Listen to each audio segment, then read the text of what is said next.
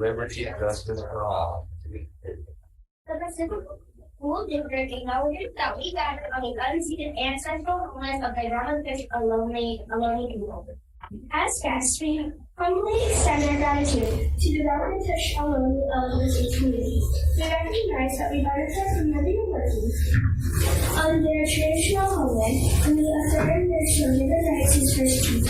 As the original stewards of this land, the Ramafish Ohlone understand the interconnectedness of all things and the importance of maintaining harmony with nature. Likewise, Pacifica commits to teaching our school committee how to be responsible stewards of this land. Thank you. I think They were going to talk about how. Oh, absolutely. So the board of the prayers went on an overnight field trip to Point Reyes, and they just wanted to say a couple words about that, and then just also to say a couple words about Oceans 411, which is something that Oceans does every May, and they just kind of like big great, if that's okay. I think Reyes is very fun because we got to learn about all the wildlife and other creatures that live there. I think Point Reyes was very fun because it really helped us connect with nature.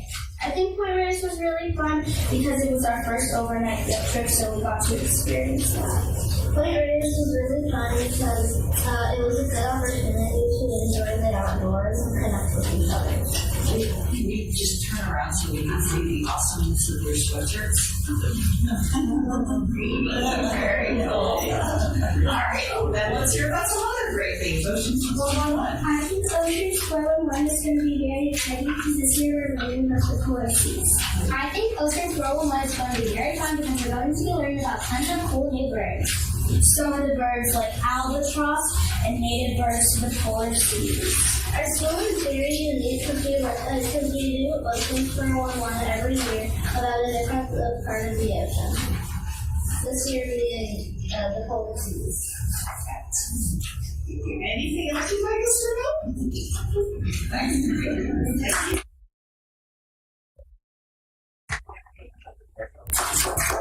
You did a great job, and I'm sure you would love to stay for all parts of this.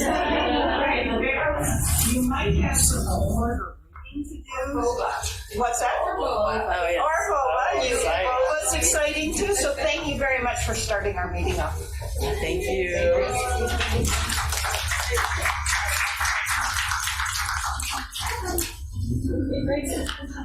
Barbara, would you take the roll call, please? Yes, Trustee Bradal. Here. Trustee Pertini. Here. Trustee Doggett. Here. Trustee Patel. Here. Trustee Villalobos. Here. Thank you. The district records the audio portion of the meetings. All recordings are kept in the superintendent's office for 30 days and are available during that time period for inspection by members of the public on district equipment without charge. In-person speakers wishing to address the board on agenda or non-agenda items, please complete a request card with your name, address, and the item number and submit it to the board president or the superintendent. You'll be called to address the board and may speak for up to 3 minutes. Virtual speakers wishing to address the board on agenda or non-agenda items, please submit your first and last name and agenda item you wish to speak on in the Q&A area of the webinar. Please do not submit comments or questions in the Q&A area. You will be called to address the board. Your microphone will be unmuted, and you may speak for up to 3 minutes. After you've spoken, your microphone will be muted. All right, the board met in closed session to discuss the closed session item, public employee, no, that's not, that's wrong. I'm sorry. The closed session. To meet about initiation of litigation pursuant to Government Code 54956.9E4. The board voted 3-2 to move forward with the litigation. Just from the audience, the sound is apparently not very good. Could everybody just check to make sure that their microphones are open and not covered by papers if you have any? We don't have it. Okay. What to do? That might be. There's nothing we can do. It's just that the sound isn't good. Okay. Use our outside voice. Okay. All right, so moving on, we need to approve the minutes. So it is recommended that the board approve the minutes of March 29th, 2023 regular meeting. Are there any questions regarding these minutes? No? Do I have a motion to approve the minutes of March 29th, 2023 regular board meeting of trustees? I'll make a motion to approve the minutes. Second? I'll second. All right. All in favor, please raise your hands. Motion passes 5-0. All right. All items on the consent agenda will be approved with one motion, which is not debatable and which requires a unanimous vote for passage. If any member of the board, the superintendent, or the public so requests, any item shall be removed from this selection or section and placed in the regular order of business following approval of the consent agenda. Are there any questions regarding the agenda or the consent agenda? No questions. No questions. Do I have a motion to approve the agenda and the consent agenda? I'll make a motion to approve the agenda and consent agenda. All right. Do I have a second? I'll second. All in favor, please raise your hand. Motion passes 5-0.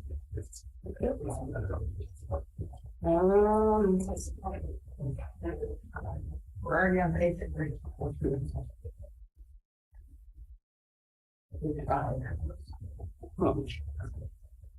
Not highlighted in my it's probably. Number 9. We're on to, yeah. Sorry. Okay, sorry. Couple pages, some technical difficulties there. All right, communications. Speakers wishing to address the board on agenda items or non-agenda items. Has anyone submitted a card, or is there anyone online? So LSEA and CSEA are both going to do it from distance. All right, so LSCA first.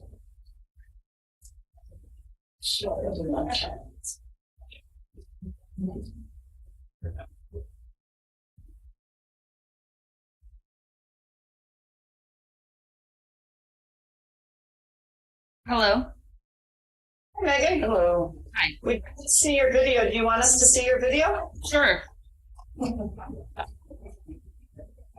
Hang on 1 second. And the sound is way better, FYI. Okay, good.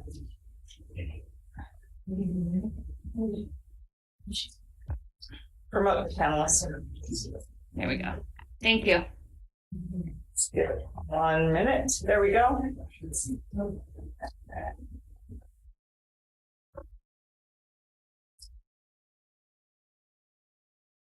Was just not speaking. There she is. There we go. Sorry, it muted me and turned my camera off. All right. LSEA had another negotiation session with the district on Monday. The items both parties sunshined in the fall seem to be complete, and now we work on compensation.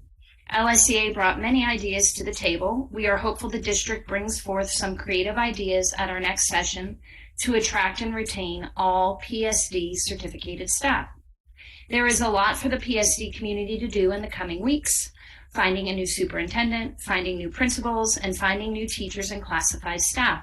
It is a team effort to search for the best qualified candidates.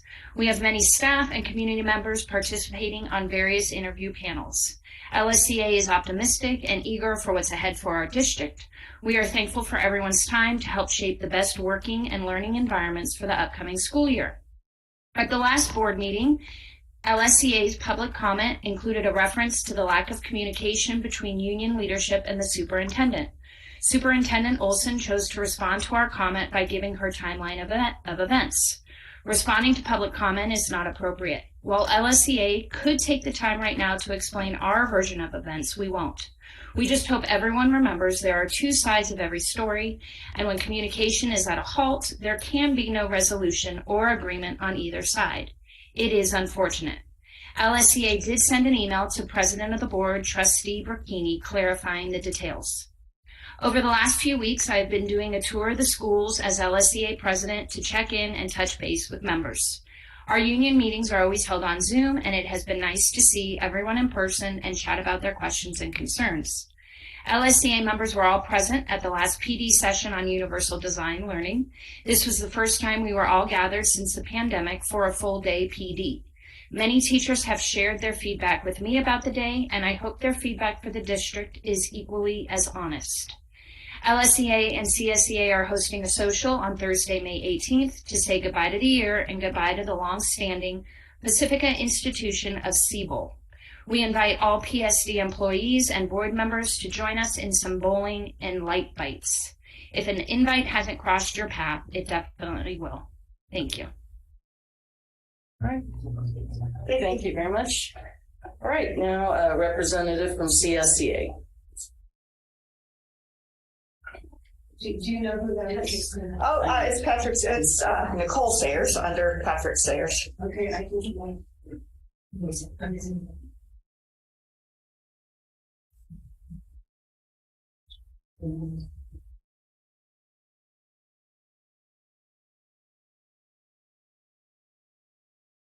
Is muted. Hi, Nicole. This is a very short little something, and I next time will be in person, but tonight it has to be this way. So hello, my name is Nicole Sayers, and I am the president of CSEA. Tonight, I'd like to welcome new members, Chandra Lloyd, classified substitute, James Scragg, van driver, and Paul Underwood, a custodial 1 at Cabrillo School. Now, very quickly, CSEA had their second negotiation session with the district last week. I have nothing to report, but we'll keep you posted as we proceed with negotiations. And as always, I thank you for your time. Thank you, Nicole. All right, thank you. All right, do we have any people wishing to address the board? So we have Mr. Brian Shields, and this would be general public comment if you want, or you could wait and hold your representing the Carpenters Union, or you could wait until the bond. What's your pleasure? I can wait till the bond. Okay, Absolutely. Thank you. Thank you. that's great. Is there anyone online wishing to speak? There is no one online. There was just a comment from Megan about the sound. Okay, great. All right. I guess correspondence. Does anyone have on the board have correspondence? Okay. I received a correspondence from the president of the LSEA, and I'm not sure if it's more appropriate to do it during the safety talk or just to give you a brief update. Then let's just say that Megan was able to give me some insight on some of the safety matters that are happening at some of our campuses, and they are pretty valid. The one that I found interesting was the congregating of parents on drop-off and pickup, and I do remember that happening. Also making suggestions on how that might alleviate some of that congregating. Also the keys, and maybe that we should have gone with the card keys rather than using 2 keys now. An example she gave me is if there was an intruder, the keys now needed to get into the door since they lock automatically. But if you're in the hallway with a child, then you need to get out 2 keys. The other thing was the police. I think it was in March, one of March's meetings, where one of the officers had brought up that they were having discussions about having emergency packs at all of the schools in case of what happened, an earthquake, a tree falls on the school, things that could be life-saving at that moment. So I'm just, that's one of the things too. That's emergency supplies identification. I think we're just getting to the point where so many things are happening outside of Pacifica, where the safety, we just need to buckle down on our practices that we're supposed to do with the parents or visitors or people visiting the campus. And that's probably it right there. Okay, any other correspondence? All right, then, board and superintendent communications. Kai?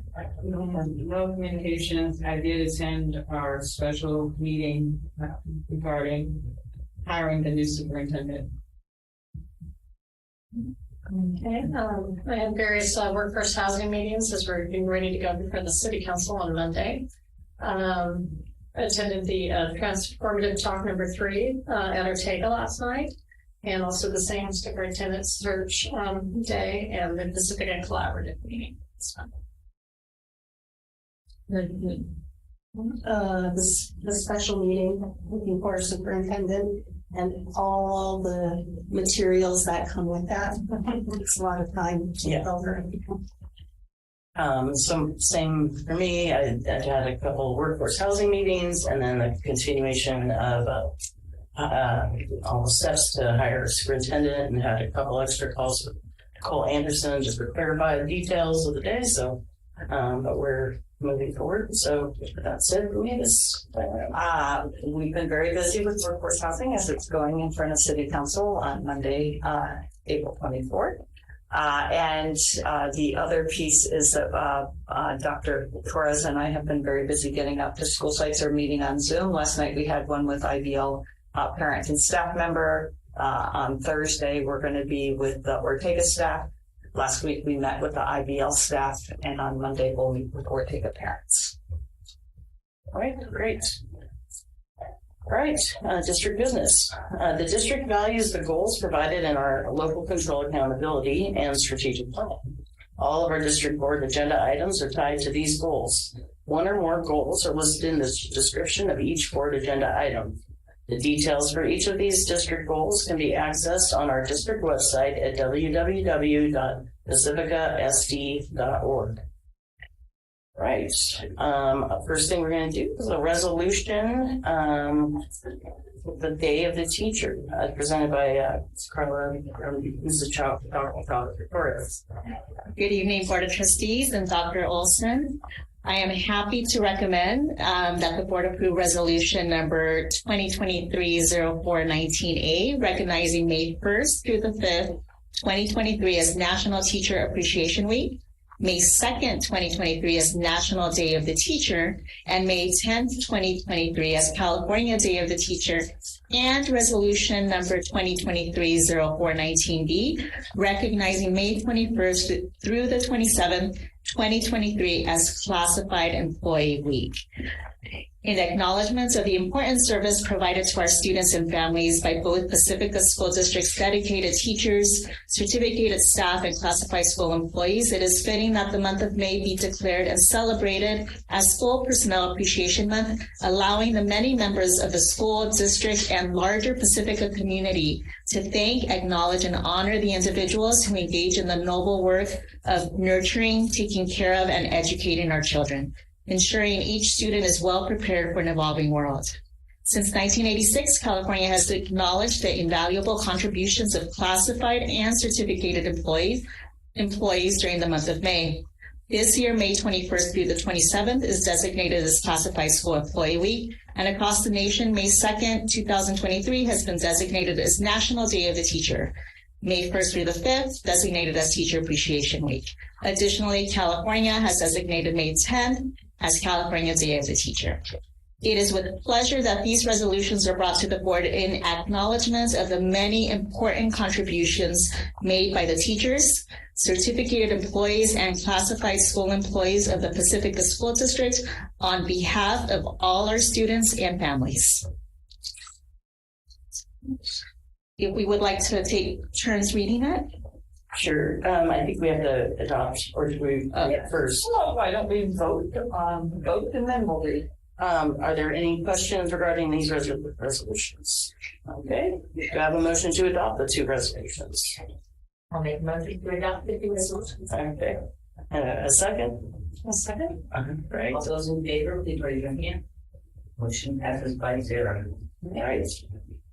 I'll start us off if I may. Okay, yes, please. Day of the Teacher and Certificated Employee Appreciation Week. Reading the first paragraph. Resolved by the Board of Trustees of the Pacifica School District, County of San Mateo, State of California, that Whereas former First Lady Eleanor Roosevelt persuaded the 81st Congress of the United States of America to proclaim a National Teacher Day in 1953, and Whereas National Teacher Appreciation Week was established as a first full week in May in 1985 by the National Parent-Teacher Association, PTA, and whereas California Day of the Teacher was modeled after El Día del Maestro, which is observed in Mexico and Latin American countries, and arose out of legislation co-sponsored by California Teachers Association and the Association of Mexican American Educators in 1982. And since then, a day in May is set aside every year to honor instructional excellence in public schools. And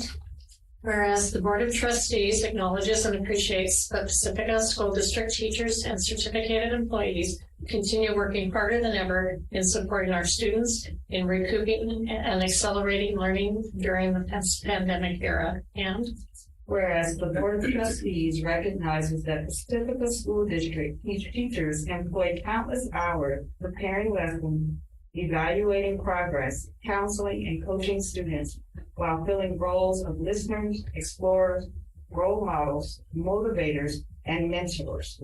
And whereas the Board of Trustees recognizes Pacifica School District teachers nurture the academic, social, emotional, and physical development of students while inspiring lifelong learning, and whereas the success of our children and communities and the success of our nation, state, and county are considerably influenced by exemplary teachers who devote their hearts and minds to helping our public schools and youth excel. And whereas the teaching profession should be afforded high public esteem and reflect community's value on public education, and whereas the Board of Trustees appreciates our Pacifica School District teachers and all certificated employees who strive to create a learning community that facilitates each and every student's academic and social emotional growth. whereas, did I skip something? Oh, sorry. It was May 1st through May 5th, 2023 has been designated National Teacher Appreciation Week, with May 2nd, 2023 proclaimed as National Day of the Teacher, and May 10th, 2023 as California Day of the Teacher. Now therefore be it resolved that the Board of Trustees of the Pacifica School District proudly proclaims its appreciation for the outstanding job performed each and every day by the teachers and certificated employees of the district who, through their gift of teaching, enrich the lives of all their students. Okay. Now, classified staff. All right. You get that one. Classified staff. Classified School Employee Week resolves by the Board of Trustees of the Pacifica School District, County of San Mateo, State of California, that whereas the education of our youth is imperative to our society, state, nation, and world, and classified employees in Pacifica School District are the backbone of our public education system, and whereas the classified school employees of the Pacifica School District provide efficient and effective support and what is that? Ancillary services that are essential ingredients to excellent teaching, sound administration, and high student achievement. And classified school employees are rarely in the spotlight, but are always central to the activities of our schools, serving with professionalism and dedication and setting a high standard for care and compassion. And whereas many classified school employees serve as paraprofessionals and behaviorists, providing direct assistance to certificated staff in the classroom and giving students the individual attention and support they need to succeed academically. And other classified employees perform vital clerical, transportation, food service, office support, maintenance, custodial, and many other functions that sites and district office need, and which provide many students with important educational services. And whereas even as our system of public education depends on classified employees to serve students and staff, they often work in challenging circumstances and with diverse talents and true dedication, continue to nurture our students and support their colleagues and and the third full week of May is designated Classified School Employee Week by the state of California. Now, therefore, be it resolved that the Board of Trustees of the Pacifica School District hereby recognizes and honors the contribution of the classified school employees to quality education in the state of California and in the Pacifica School District, and declares the week of May 21st through the 27th, 2023, as Classified School Employee Week in the Pacifica School District.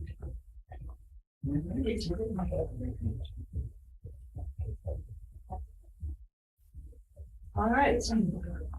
The next item is Resolution 2023-04-19-C, authorizing the establishment of a blank bank clearing account. We will not be reading that paragraph. That does not warrant it.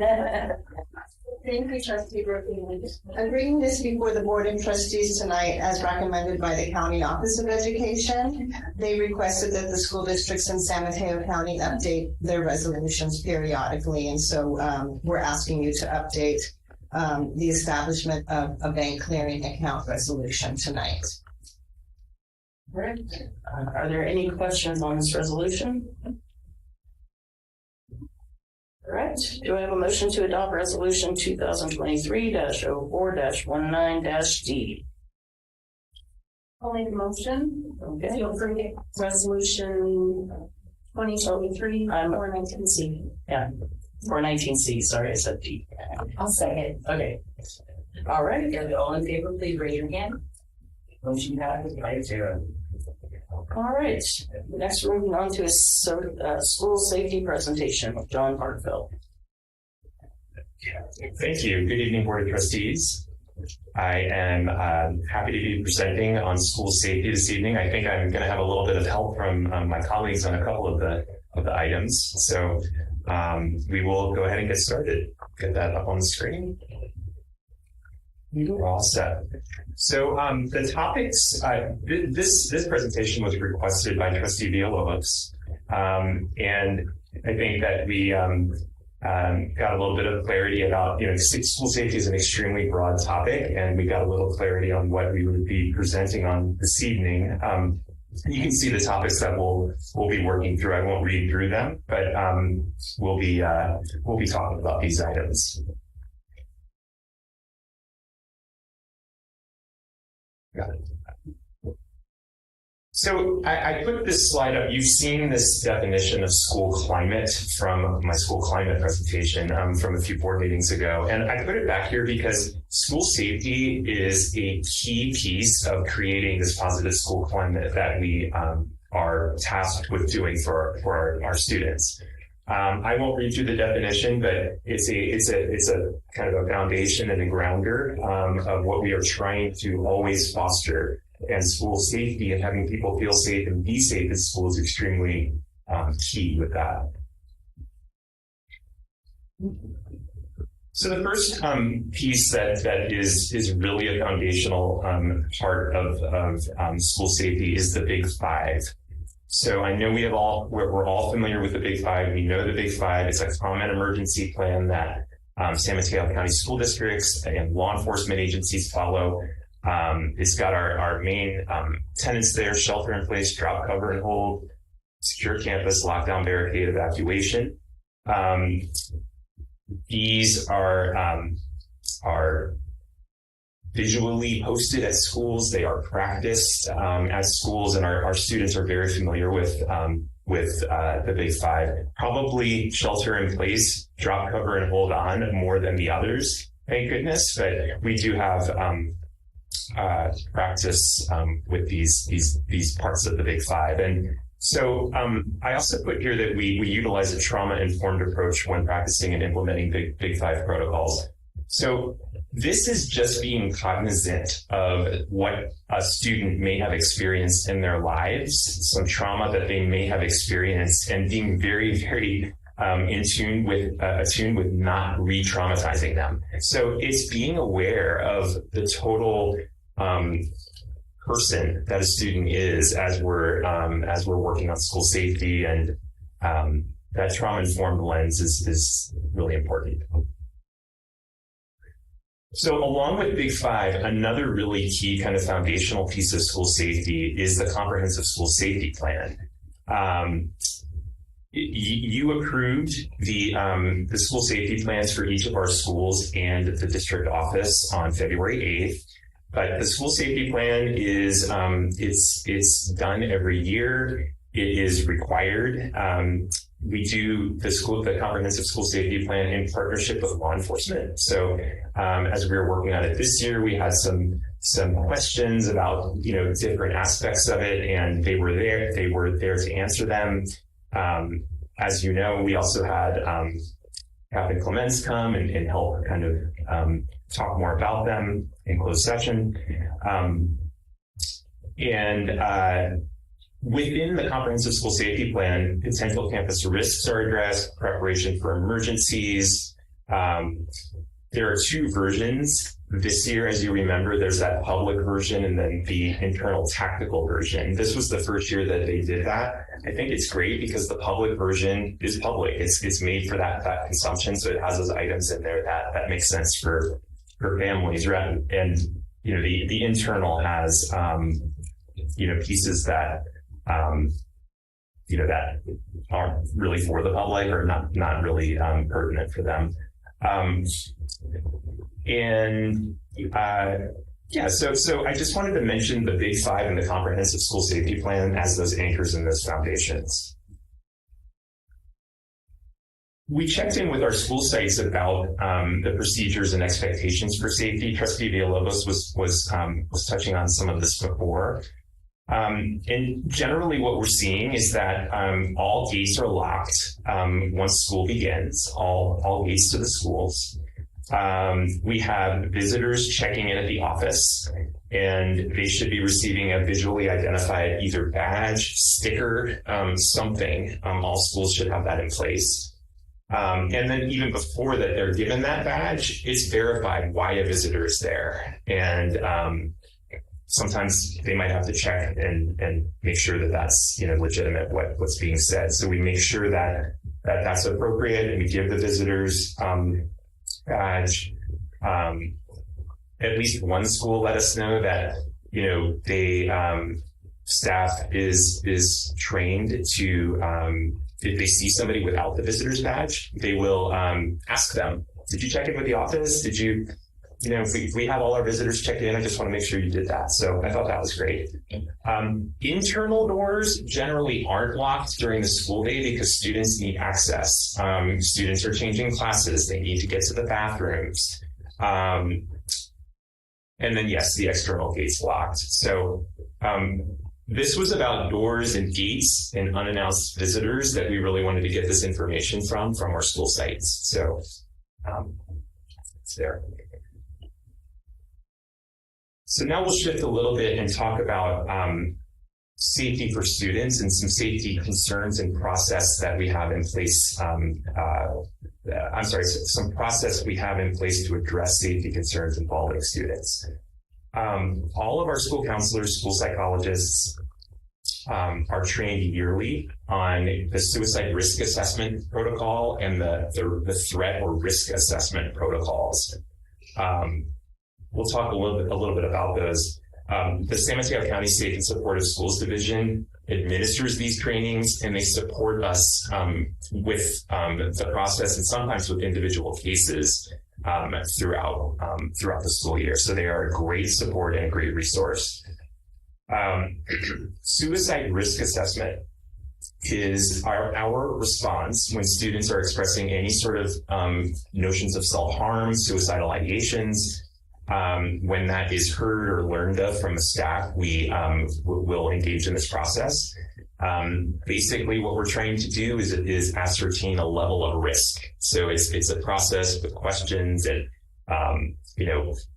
obviously follow up with the family, and we have a level of risk, and from there we have an action plan for the student. How are we going to keep the student safe?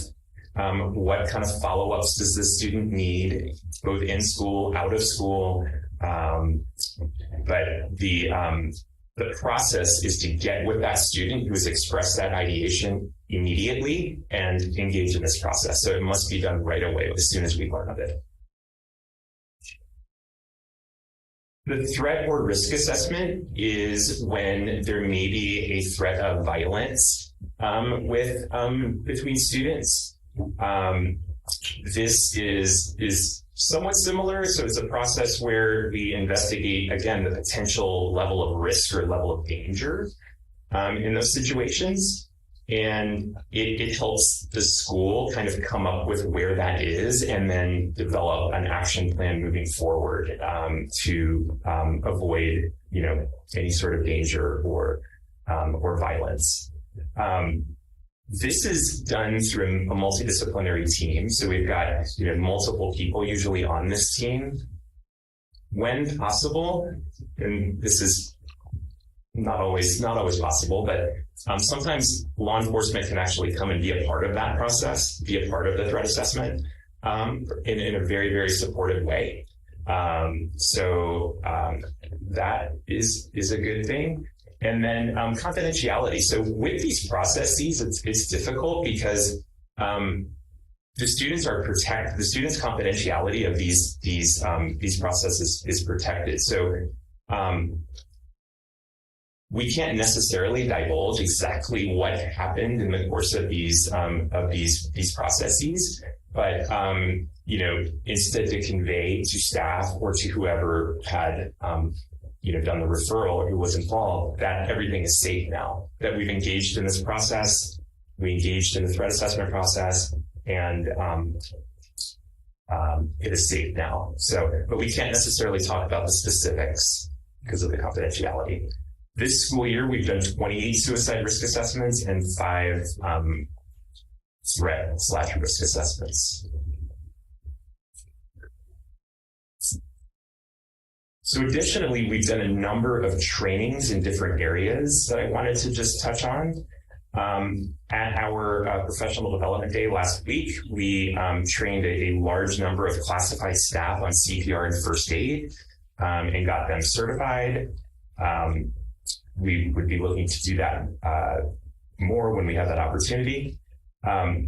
We did with some special education staff something called PROACT training. So PROACT is a company that has a kind of method of de-escalation and ways to approach students with behavior safely and intervene safely when we need to. It's a wonderful training. We have our very own Kathleen Kennedy and Nicole Sayers went to learn how to be trainers for PROACT. And so we've been training our own cohorts with them as co-trainers. So we had done one cohort before the professional development day, and then we did another larger cohort, about 35 people at the PD day, and then there's a second half of that happens on Saturday. So it's a number of hours, that training. It's like a 14, 15 hour training. So it is a lot, big commitment.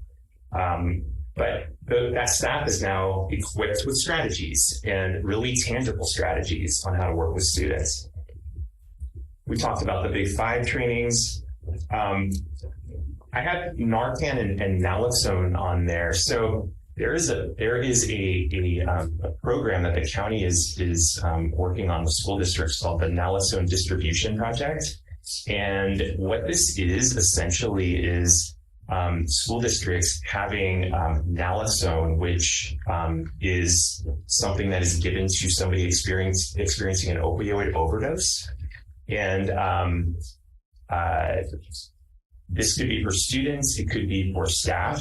I mean, I would think in a TK8, hopefully we wouldn't be talking about many students experiencing this, but we are a part of this program. So we have a team of people from each school, a small team that went and got trained on the administration of the naloxone. I believe we've actually received our product. And now we are going to figure out the right storage and put that into place. So we're proud of that. At the district office, we did one meeting this year where we started to talk about our incident command structure and our roles. So this is for here at the district office and the district. So we talked about at the district office, when we have disasters, we have to kind of have this structure, and we talked about the different roles. And then also supporting the rest of the district. So, we want to get to that training with our district office staff. So, if and when we have to kind of force secure here, then we have to do things here to support what's happening in the district, that we have training on that. So we're looking forward to that in the future. And then monthly site drills. So there's fire drills, there's various drills based on the Big Five that happen at the school sites. So I think now we will. Happy to talk about the safety improvements from Measure O bond with the support of CC. The next presentation on the bond, and CC will be the primary presentation. If you look at the safety improvements from the Measure O bond, there are basically 4 categories. I actually spelled Lockset. Oh no, I spelled Lockset incorrectly. So fencing, the Lockset replacement, front door intercoms, and security cameras. I don't have a slide for fencing, but as a part of the bond, Valamar, Sunset Ridge, and IBL are complete. Ortega and Ocean Shore will get started on that this summer. Ortega will be around the fields. Ocean Shore will be in the front. It was not planned to have Cabrillo have additional fencing as a part of the original bond, but as we look at moving forward with Cabrillo, that may be something that wants to be considered on that end. Next slide, please. So the lock sets are being changed over in each school, and there are 3 sites that are still remaining, and those are on the drawing board. It takes quite a while to figure out the system and get the materials in to get started. So Ocean Shore, Lindemar, and the district office are still on the drawing board. All of the others have moved forward, kind of cleaning up some punch list items. And so what the change in lock set gives us in terms of safety is it lets you know whether the doors are locked or not, which was not something that we had before. And that classrooms lock behind you, so that you do need a key to enter them. And then really from a district perspective is key management, which there were a lot of keys out there and a lot of master keys out there. And so from a perspective of is just kind of reining that in and cleaning that up and being able to keep that standard moving forward. Next slide, please. So upcoming projects is that all 6 of our school sites will be getting this front door, new front intercom. They did get started at IBL. The first one was in IBL. It was installed by a contractor. We're not finding that to be the best thing, and so may go back to the drawing board in terms of the installation and go with something else. But all 6 of our school sites will have that. LMEC has a doorbell, not a video piece. And then next slide, please. And then security cameras. We are in the process of installing security cameras, and essentially that allows us to look outside perimeters and key out the outdoor areas. It's basically a reactive thing. It's something that if something has gone wrong, you look at the video camera. The other piece is that people believe that it is a deterrent, is that it deters potential criminal activities. But as discussed in our first security camera, there will be no one that monitors the security cameras all day long. It will really be if there is an incident, we can go back and look. Next slide, please. So where we are is that we brought that to the board in January 18th. We are in the process of installing the cameras. Next step is putting up public signage. People are beginning to notice that the cameras are up, but they're not active and functional. A policy approval in terms of security cameras. And then just a review of this work. We're going to begin to work with the principals, I think, next week on the security cameras and the dashboards. And then April and June will be staff and parent communications, and then having those details posted to the website. So we're still very much in process of that, but we think hopefully over the summer and starting next school year, those will be in place. So this next slide is for questions and discussion. Are there any questions? Mr. Burkeville? I have some questions. Okay. So going back to the suicide risks, do we keep track of that like on a yearly basis so we can see if there's any trends? And then what happens? Oh, I don't want to get too descriptive, but what happens with the follow-up of a student who's threatened suicide or written something? What do we do after we've done the assessment? It really depends. It depends. It depends on what the outcome of the assessment was. Sometimes there's a range. It is a wide range. And, I think the students who need help, we first look at providing services in school. So, for students on that range where it's a higher concern, we want to get counseling services for that student right away. We also want to bring the family in with us and talk with them and make sure that they understand, and then help to connect them with services on the outside for the student if that's what's needed. So it's always a really specific plan for the student and next steps based on what the team learns when they do the assessment. So do you use the SST process for that, or no? It's a really specific. You mean to put it in place, or to put it in place and document it?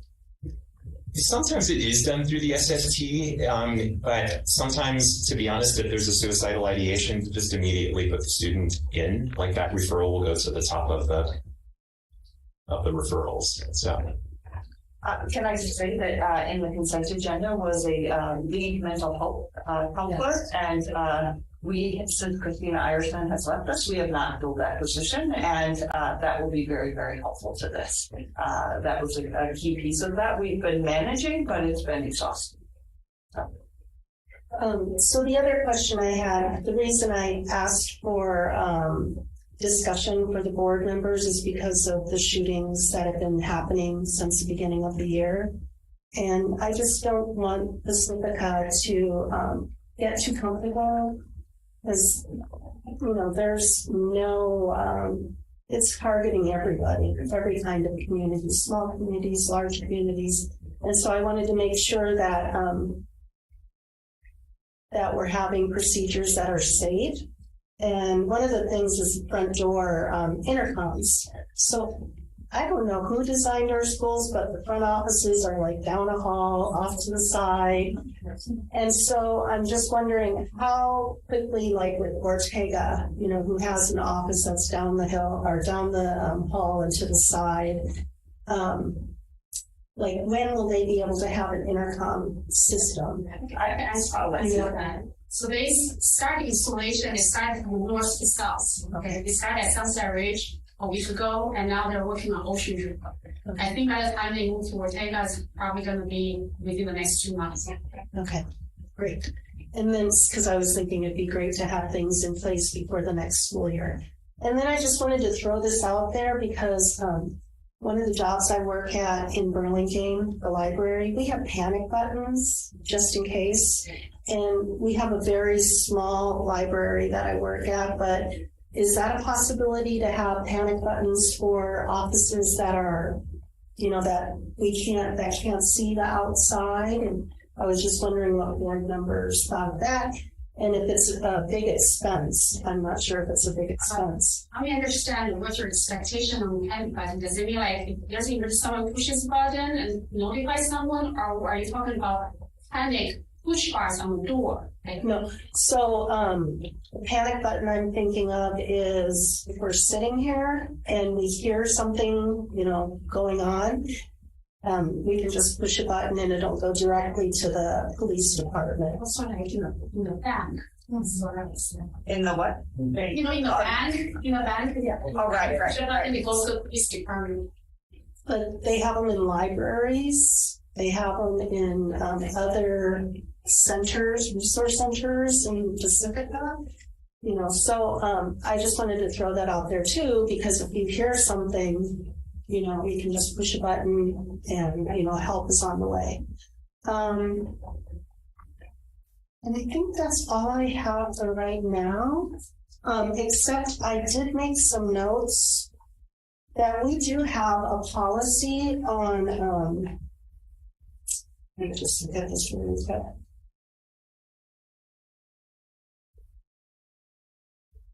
So regulation 3515 campus security.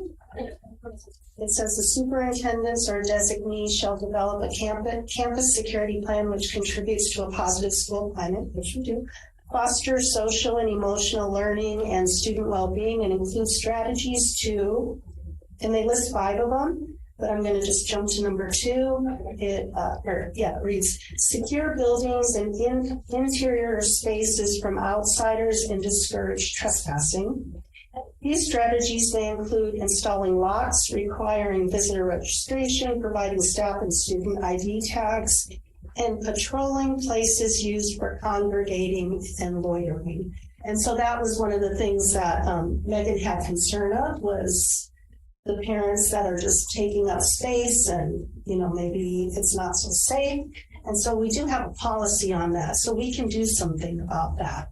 And so we might want to think about how we can make dropping the kids off at school, dropping the kids off and then leaving, and, picking them up and then leaving. And I know there's a social aspect of maybe the PTOs can do like a social coffee, once a month or something, instead of having the congregation. And I'll just share with you, my daughter works at TTT, and it was around 3:30, and 2 teenagers came, and they were, on the blacktop. And then somebody else came, a man, and he was asking for drugs. And so, how did they get on if our gates are locked? And, how do we Remember, keep them locked? Ortega doesn't have gates yet. Oh, because there's a gate like where you go up the ramp to TTT. Right. But their campus, you can come across the field. Yeah, so, that's, maybe we might want to think of a panic button for TTT, our partners who are on site too. I'm not sure what it's like at Ocean Shore. There has we don't generally go straight to the audience for questions. Cece, if you want to join us at the podium as a co-presenter, you absolutely may. Sure. I guess I want to make a comment regarding, people who come across our school sites and enter. The reason is a lot of our school sites, they're surrounded by a lot of natural hills. Like Pacifica, we have a lot of hills behind. But Bannerman is a lot of hills. So it's almost impossible to fence in our school. So for Ortega, we're doing the best we can. Like for when we do the field improvement this summer, so we're going to fence the new field up to a point where there is, natural hills that are preventing you from, coming from the street. But we cannot enclose everything. Would you head over to that podium so that we can ask you questions? Sorry, Jean, we don't usually have office participation, audience participation. It's okay. I don't want to be the glue in the room, but I have to point out that what schools and what the public is facing from these mass shootings, really, no matter what we do, we really can't protect. Because, for example, in Nashville, the firepower that was used, they shot the lights out. And that's what I thought of. Yeah, it's really, we need more intervention on a federal level to make sure that these weapons are not available. So I just want to point that out. Like, we have to have these safety measures, absolutely, but there are certain things that we cannot protect against. And that's exactly what I was thinking of when I thought of the panic button. Right. Is, if you hear glass shattering, then that something's going on, and you can push a button and police will be there. Yeah, we hope that never happens here, but I just want to point out, we really we really, as our society, we have to do more. We have to do more to prevent this. We have to have gun safety, and we have to have somebody change the rules that these weapons are not available to the public. I just want to point it out. Oh, yeah. Yeah. The one thing I just, as a board member and as an ex-parent, is I know that there's room for improvement. Yeah. You know, and so my hope is that we change and start going towards the improvement instead of just saying, oh, well, we're a safe community, that'll never happen here, you know, but instead that we're doing all we can to keep the kids safe and the staff. Absolutely, we should do this. I agree with that. I just wanted to say, like, we also need to know that there's other things that need to happen to stop mass shootings. Yes, and we're very fortunate to be in California where that's happened, you know, where we are. I think I just read that we're the #1 as far as gun safety because of our legislation, but it's the big picture of I the won't get United into the States. historical reasons behind that, but you're right. But there is something in the resolution that mentions, you know, going in that direction. I feel like these measures, the safety measures we're doing, you know, like what we were said, it won't ultimately stop, but it's really about having chances. Yeah. So if you have those chances out, then there's less entry point for that to happen. Yeah. Other questions? Any questions?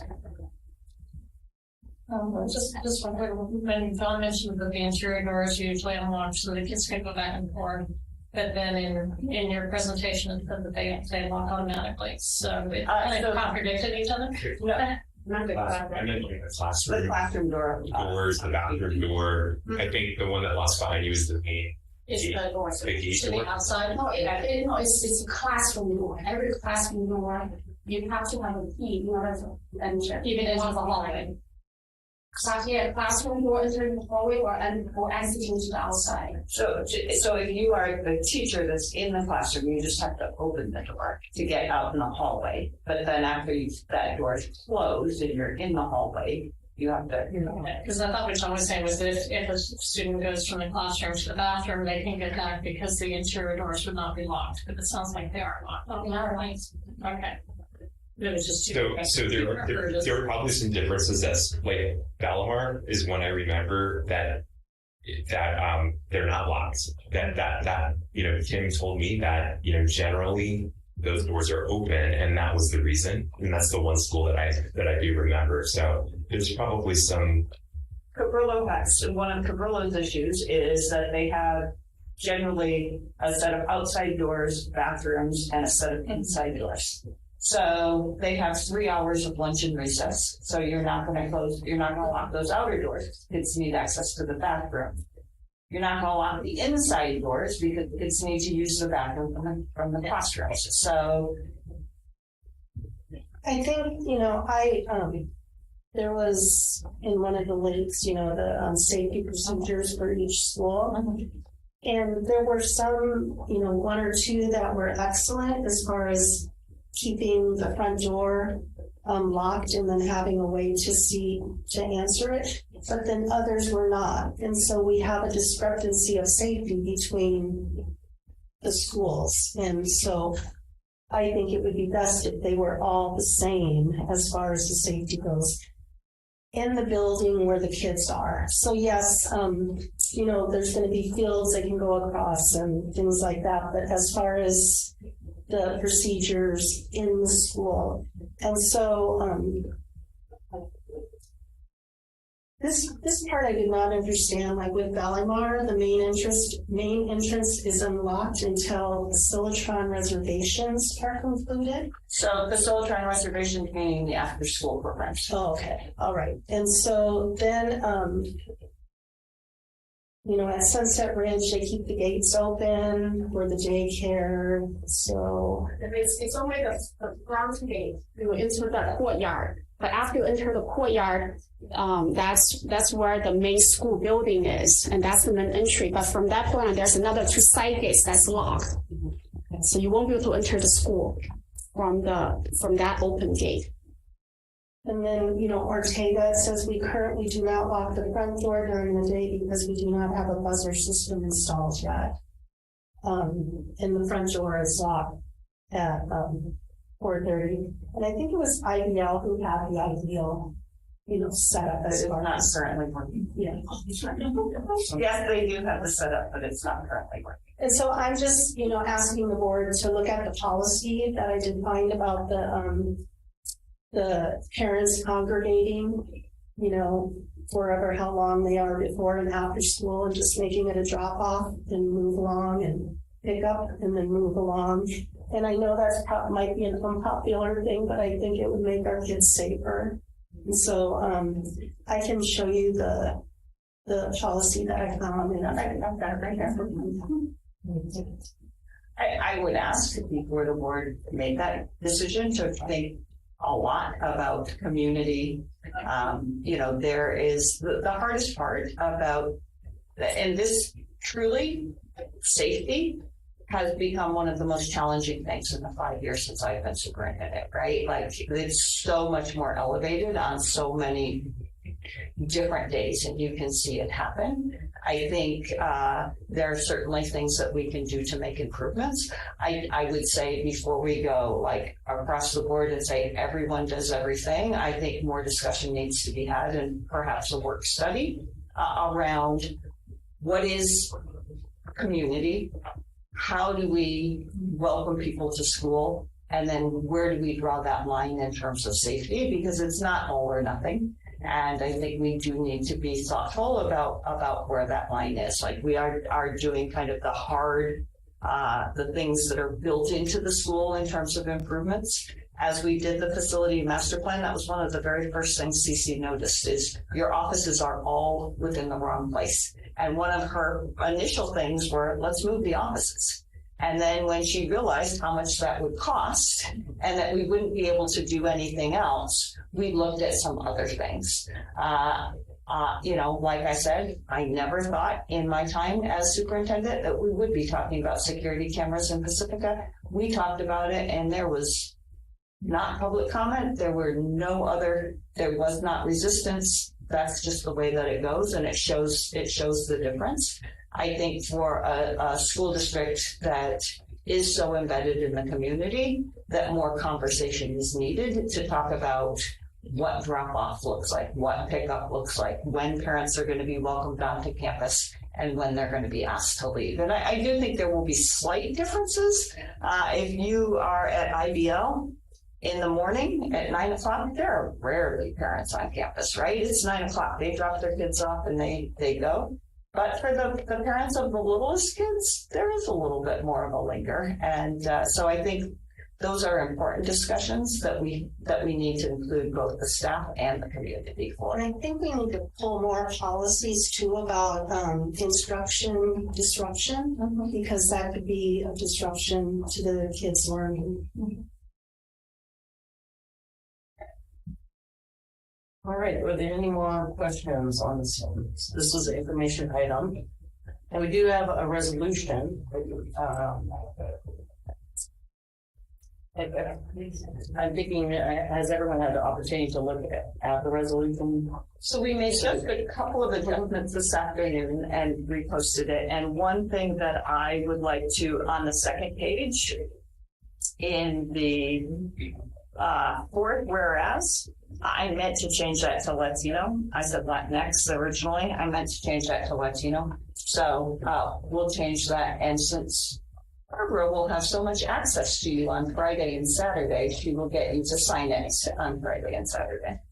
Okay, so I think we should probably vote before we read it. Are there any questions regarding the resolution? All right, do I have a motion to adopt the resolution 2023-04-19-D? This is the actual B. I'll make a motion to approve resolution number 2023-04-19D. All right, do I have a second? I'll second. All right. Favor, please raise your hands. All right, I'm sorry. Passes by 0. All right. Be in trouble. Okay. All right, so we'd like to read the resolution. Let me start. Pacifica School District's school safety resolution, whereas our public schools are charged not only with supporting student achievement, but also providing a foundation for mental and physical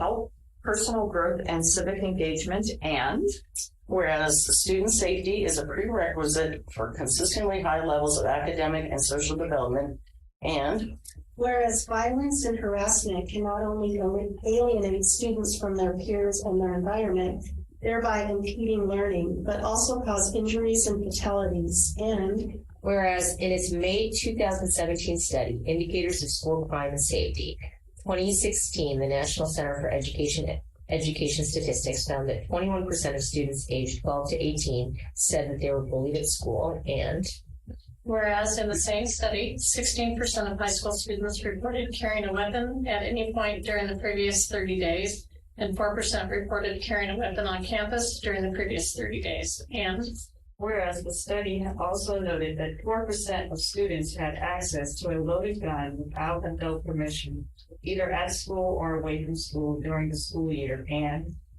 whereas guns are the leading cause of death among American children and teens. 1 out of 10 gun deaths are age 19 or younger.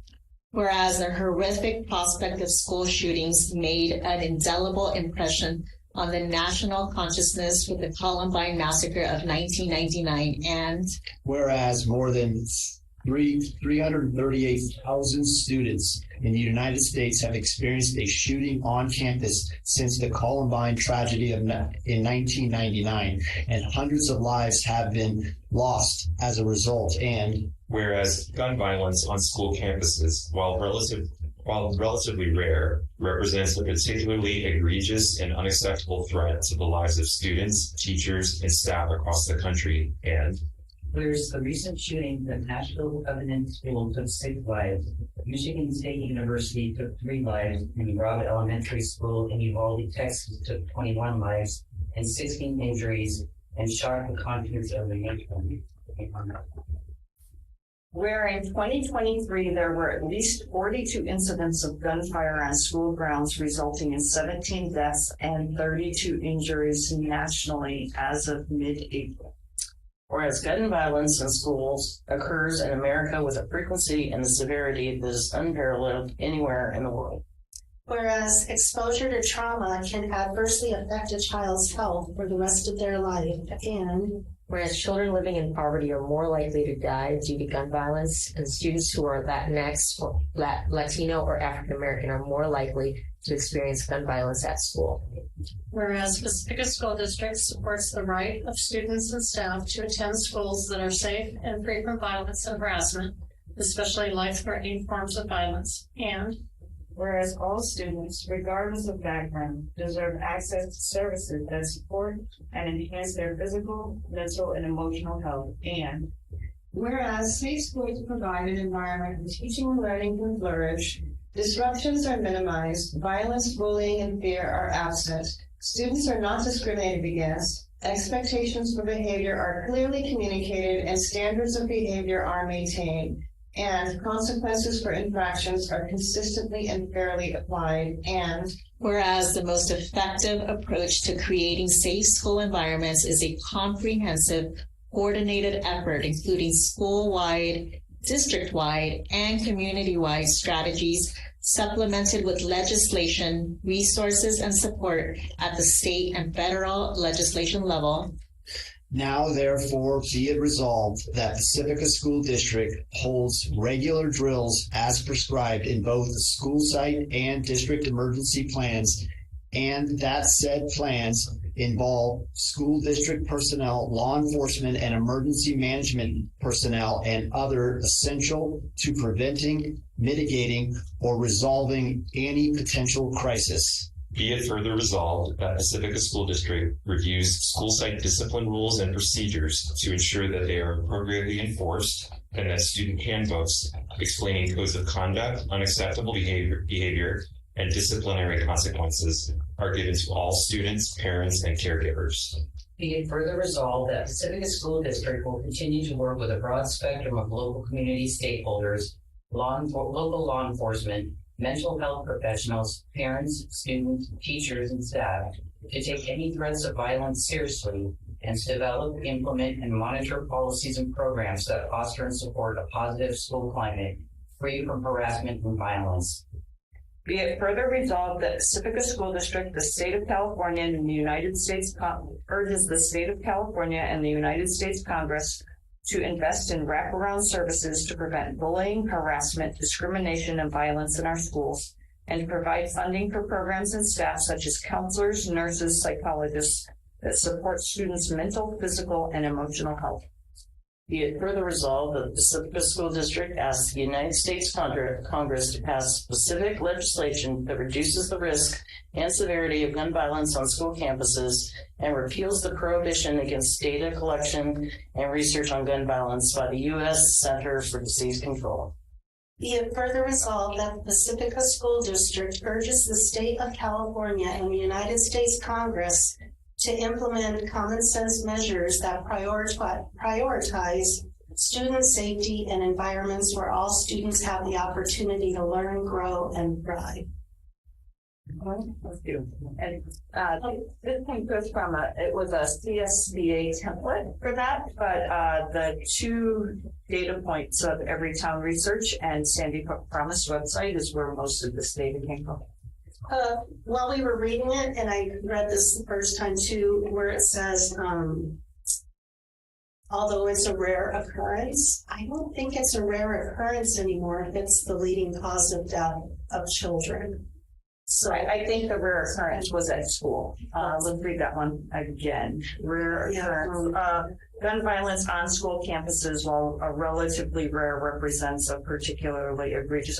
Absolutely, because our schools are a sacred place and people feel safe there more than any other place. And I think the thing that struck me as I was writing this is because it was written in 2018, it was targeted toward Columbine on. 338,000 people have experienced this since Columbine, and that trauma exists. And as they saw with the Covenant School, as people were reporting it, some people that had been traumatized by a school shooting were the reporters.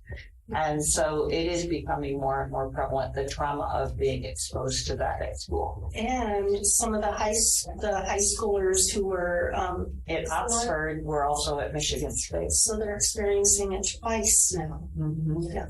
So I'm just wondering if we can really send this to our representatives so that they can have it on their desk. Sure. All right. All right, next is a Measure O bond update with CC Ming. This is information. We do actually have a public comment, and this would be the appropriate time, Mr. Shields, if you'd like to. Okay. Brian Shields is representing the Carpenters Union, and Chuck Urian, I was working for COVID, had a phone call with him this week. And so, Mr. Shields, you have 3 minutes. Thank you. My name is Brian Shields. I'm a field rep for Carpenters Local 217 covering San Mateo County. On the heels of that last discussion, this is rather heavy. I very much appreciate everything that you guys are looking at, and having a little one myself, knowing that the school trustee and boards are taking a look at that. It's important. So I'm here to talk to you about the need for labor standards, right? And labor standards are, the way that we see it is that it is a way of ensuring that people are making a family sustainable living wage, right? And a lot of times, like, it was interesting during that conversation that we had, Shepherd had sent over your guys's website for the workforce development of housing, right? And it was like the high cost of housing and the long commutes. And it's all the same stuff that the construction workforce is facing, right? Union and non-union, okay? And non-union more so, because they can't afford to live anywhere that there's money enough to build right now. And that is just a fact.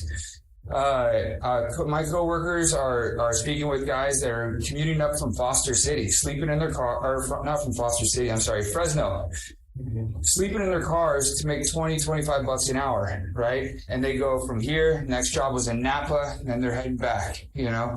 And it's a reality out there, right? Now that man's son, who's at home by himself, being looked after by who knows who, going to school whenever, I guess, it's a systemic issue. With $55 million coming in through Measure O and the prospective projects that could be, not only the prevailing wage aspect, right, because it's a school district, but also having some labor standards attached to it, like apprenticeship, right, access to apprenticeship, access to local hire, and healthcare, right? So the way that the prevailing wage works is that your Department of Industrial Relations looks at data from the area, and it says that carpenters are paid this much, masons are paid that much, laborers are paid that much, and that we have basically the carpenter wage for your prevailing wage is the union carpenter wage. Okay. Our members have gone through apprenticeship. They have received all the training. They do a 4-year apprenticeship. And on the back end of that, they become journeymen, right? Men and women. This last month, we just graduated our second all women's cohort of apprentices. And we're proud of that because we're hoping that it's a support network instead of just having one woman in an apprenticeship class. Man, pressure's on. I would love to follow this conversation up in more detail, and I don't even get a chance to say everything I needed to. Thank you. Thank you. All right. Thank you for your comments. Cece, this is information. Where would you like to stand, Cece? Does that work for you? Yeah. Okay. Okay, so this is Measure O-Bound update for the board meeting. So, last meeting, when we did presentation is September last year. So this presentation is about what happened now. So construction happened during the fall 2022 until now, and we haven't started this. Because last summer we started major construction facilities improvement at 6 sites. So the rich idea was we got Brazil, Bellamar, Ocean Tour, and we helped Pacific. So we completed there. So by now they're all completed at 5 sites. Except IBL, as Dr. Orton mentioned earlier, the contractors have a hard time figuring out how to install the entry door intercom system, making it work. And somehow they have an ordering process that there's a specific part that's just taking a really long time. However, when we try to open technology for the other sites, we have no problem. So I feel like this contractor is not specialized to make it happen. So that's something I need to work it out with them, where I have to also just this other contractor get it done. So also last summer, we did outdoor improvements at 4 sites. Sunset Ridge, IBL, was Aegon, Burrow, Owens Rental, and that project has completed. And right now we have a warranty with some warranty repairs at Sunset Ridge and some miscellaneous very minor punch list items. So that contract is kind of dragging their feet a little bit. So the project is completed with some minor punch list items. Ortega, third project, Ortega portable ramp replacement with Strikel. That project is being completed during the Thanksgiving break. One project, campus-wide lost site replacement and industry standard key system at Sunset Ridge, Valimar, Brillo, Ortega with open technologies. And the project is 99%. So I would say by now it's 100% complete, and we're pending a punch list, punch walk and punch list to address, this thing is that, this thing is a little bit that. And IBL has been completed last year. So that's the site that's not part of it. It's been completed last year. The fifth project is the Valimar Smooth Fence Walkway and Synthetic Turf in Strikel. And as you come here, you've probably already seen the project. And that project has been completed. And the contractor just completed the punch list. A sixth project is Valimar School temporary housing with Andrini Brothers. So in order for the D-wing enlargement happen at Valimar, and we had to move the kids out. So we put 5 portables at the back of the site last fall, And then by January this year, all the kids moved to the portables, and the D-wing has been vacated starting January this year, starting construction work. So that's the portable project. And we also have the seventh project, Valdemar School Safety Walkway at east of the parking lot by Draco. And you were probably aware of a traffic accident happened back in December. That's what's triggered really the safety for students running the school. And so we installed safety walkway on the east side of the parking lot. Was completed during the President's Week. And we have the ongoing project, Valdemar School Modernization by Pacifica Construction, and it will extend until summer of this year. And the improvements include enlargement to D-Wing, E-Wing, and also improvements to E-Wing from parking lot, because there's a bottleneck where there's a turn at the drop-off, and basketball courts. And they will also have a new D-Wing play structure, because the existing play structure is at the spot after the D-Wing is expanded will not meet the 20-foot minimum clear firing clearance. So we have to move that play structure to make that project happen. And we'll also have AD upgrades to the parking lot and the D-Wing playground. The next project is the Ortega Field underground storm drain pipe locating inspection. So that has been completed. So the entire field drainage design is based on two existing underground storm drains, 24-inch diameter and 54-inch diameter. And, we got a map from the city, but we don't know exactly it's there. So the thinking is, we don't want to wait until construction and back it up and realize, the pipes are not there. So that's why we had this investigation going on. So we determined the location depths and also conduct a video inspection of the condition of the pipes. In case, there's wood penetration, there's breakage, and we can list that as part of bid documents, so it's a bid price instead of uncovering that condition during construction, it becomes expensive to import it. So that's been completed. Number 10. So these are the upcoming construction projects in 2023. So the new door intercom systems at Sunset Ridge, Ocean Shore, Valdemar, Cabrillo, Ortega, and the construction or the work has started last week, and we're looking for everything to be completed within 2 months. And also coming up is campus-wide lockside replacement at Ocean Shore District Office and LNEC. So the vendor completed its single survey. For now, it's in drawing and specification phase. And after that, we'll be bidding out and ordering materials. And this more will happen about 10 months. And we also have upcoming project, Valdemar School temporary housing removal. So after the D-Wing has been completed, which is anticipated in June this year in the summer, and we will move all the furniture from the portables back to D-Wing and have the portable removed. And there's some miscellaneous patchwork needed for the asphalt, and the asphalt ramp needs to be removed. So that'll happen in June and July this year, have the portable removed. And we'll also have library carpet replacement, the library removed at Valdemar, Ortega. Similar to the classroom carpets, the library carpets are also 20 years old. So we're looking to replace that for 2 other sites this summer. And Cabrillo delayed on that project next summer because they have some electrical work that they wanted to do, for their library. And the fifth project is one of our district most important project. Is the Ortega new synthetic sports field and the outdoor instruments.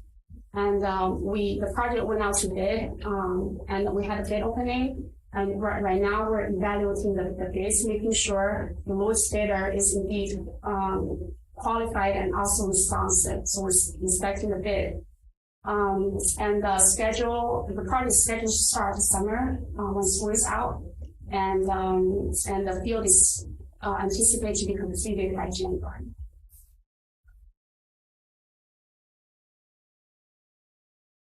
So on a separate, related to the turf improvement, the project we bid out is the general contractors going to do the substance prep, earthwork, excavation, compaction, all that. But we want to make sure we will get a quality turf products and not to be substituted, cheaply substituted by a substandard contractor because of the low bid process. So we're running a separate request for proposal from qualified turf companies and turf contractors. So we have issued a request for proposal to 4 reputable turf companies, and our plan is to select the best value, and hopefully with 8-year maintenance warranty and maintenance contract. And we'll contract directly with a turf company, their CMAS. It's a California Mass Purchasing Program. This way, we will get the turf product we desire, not getting substituted out during bidding and substandard material. We are currently reviewing the request for proposal submitted, and we'll in the upcoming a few weeks, we'll be checking references, obtain the existing customer feedback, and tour the turf fields that of a particular product was installed, and we'll make a determination the week of May 22nd to determine which turf results. And also going to happen this summer is the Sunset Ridge School kitchen enlargement and miscellaneous other improvements. And project has gone out to bid, and we had a bid opening. We did have a bidder identified, and we're currently processing their contracts and going to issue them notice to proceed. And this construction started this summer and is expected to be completed by the end of November. And we also have Ocean Shore School D-Wing addition. And the drawing right now is under DSE review. Because DSE requested our sprinkler, so that kind of prolonged the design process and DSE review process. So for this summer, we won't be able to start the actual D-Wing addition, but we will be completing the site work, like the fire lane and the fire sprinkler, 2 new fire sprinkler, and then start 2 fire hydrants and fencing. So they'll be completed this summer. And we're going out to bid. The project right now is currently under bidding. And then also part of the Ocean Shore School is that right now their band room right now is in a portable. So the plan is to remove that portable and provide a new modular band room. So the modular is pretty much a prefabricated building. So it's cheaper than stick built. Also, it enables construction much faster because it's occupied site. And so right now, the architect is working on bridging documents. So the process is we would be bidding out the bridging documents to modular bedroom manufacturers / installers, and then they will provide, they will bid for overall price, and then they will produce the construction documents, submit to DSE review, and then manufacture the building and install the building. And we're also, another project that's currently under design is the district office outdoor improvements and drainage repair. It's the courtyard between the ESS building and the main district office where there's constantly flooding.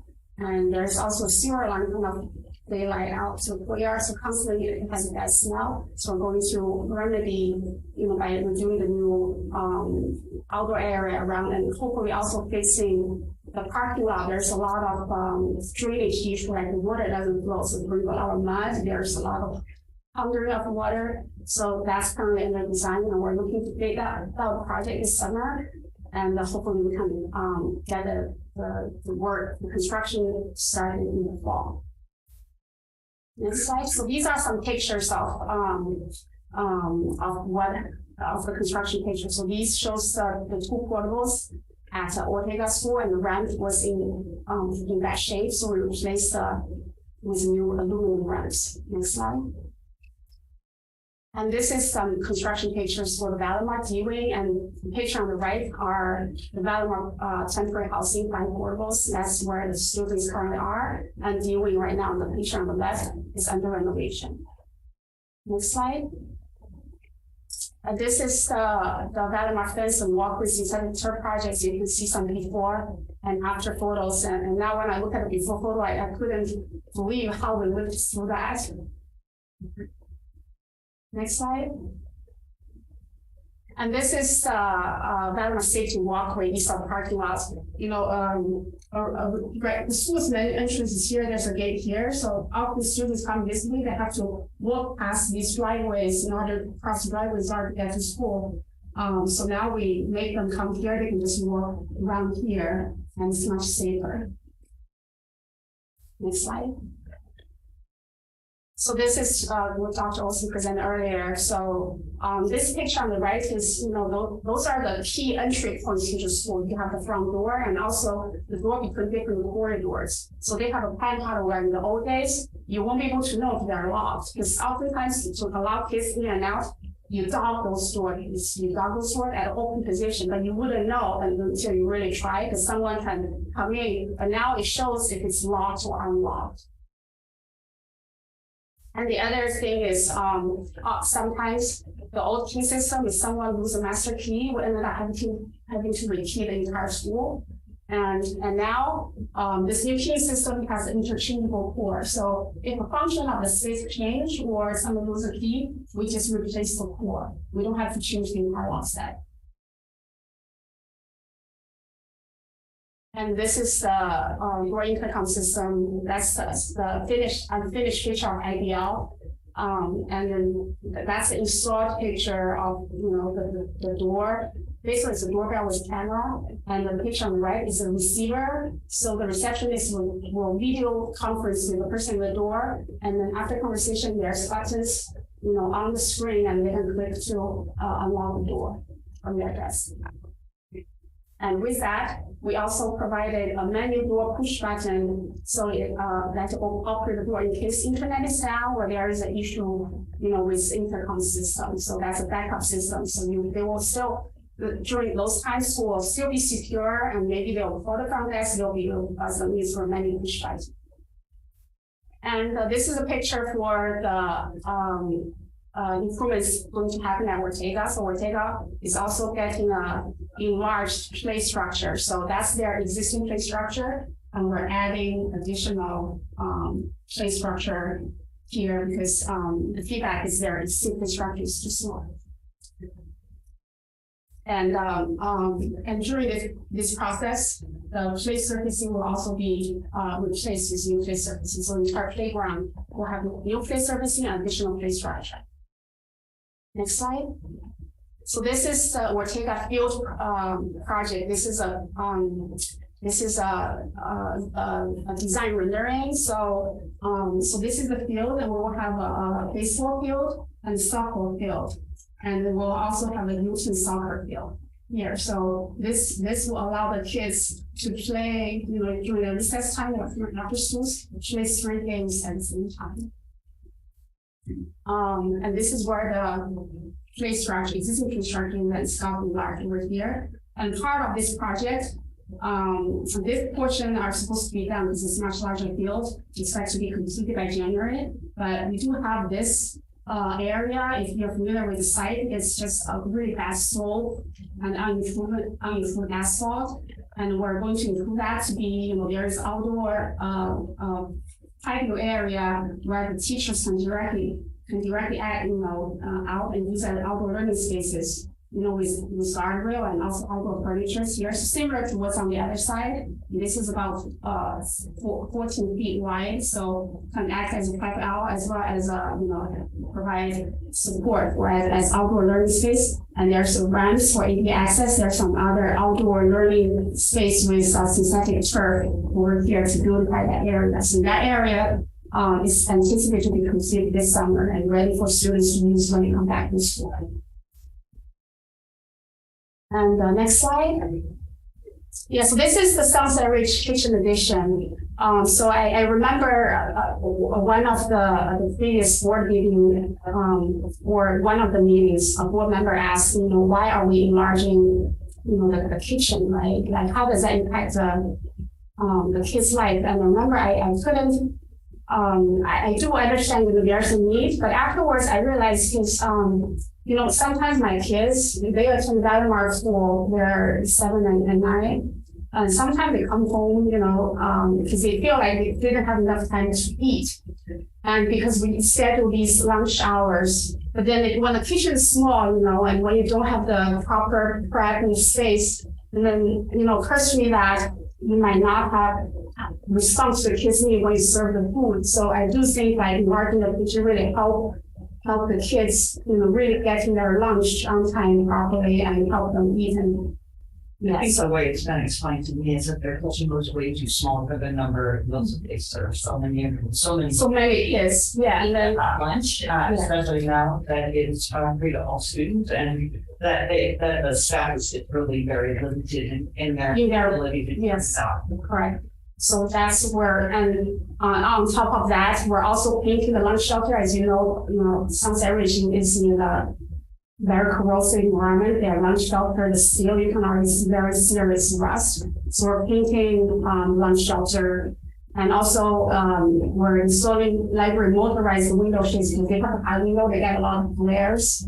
And we're also going to replace the rusted roof brackets that supporting the NPR roof. They're all rusted, so it's a safety concern. Also their existing UA corridor is extremely loud, so we're providing acoustic panels to enhance acoustic for the corridor. Of course, there's a new outdoor drinking fountain that's serving the play yard area adjacent to the kitchen. Next slide. So this is the upcoming construction for Ocean Shore Even Addition. So right now they have these 3 portables, and so the plan is, for these 2 portables, occupants to move to this E-wing classroom when it's done. And then we'll put a future bedroom here. So the intent is for this bedroom, for this portable to another site. And then these will become the special ed spaces for the preschool special ed from Myanmar, LNEC. And there's some, filing work you can see going on. Next slide. So this is the modular bedroom addition design that right now the architect is working on the region documents. And this is an existing D-wing. So this is what that D-wing looks like, matching the architecture style. And this is the floor plan of the bedroom with a bedroom office, some shelving, cabinets, and there's acoustical treatment inside. Next slide.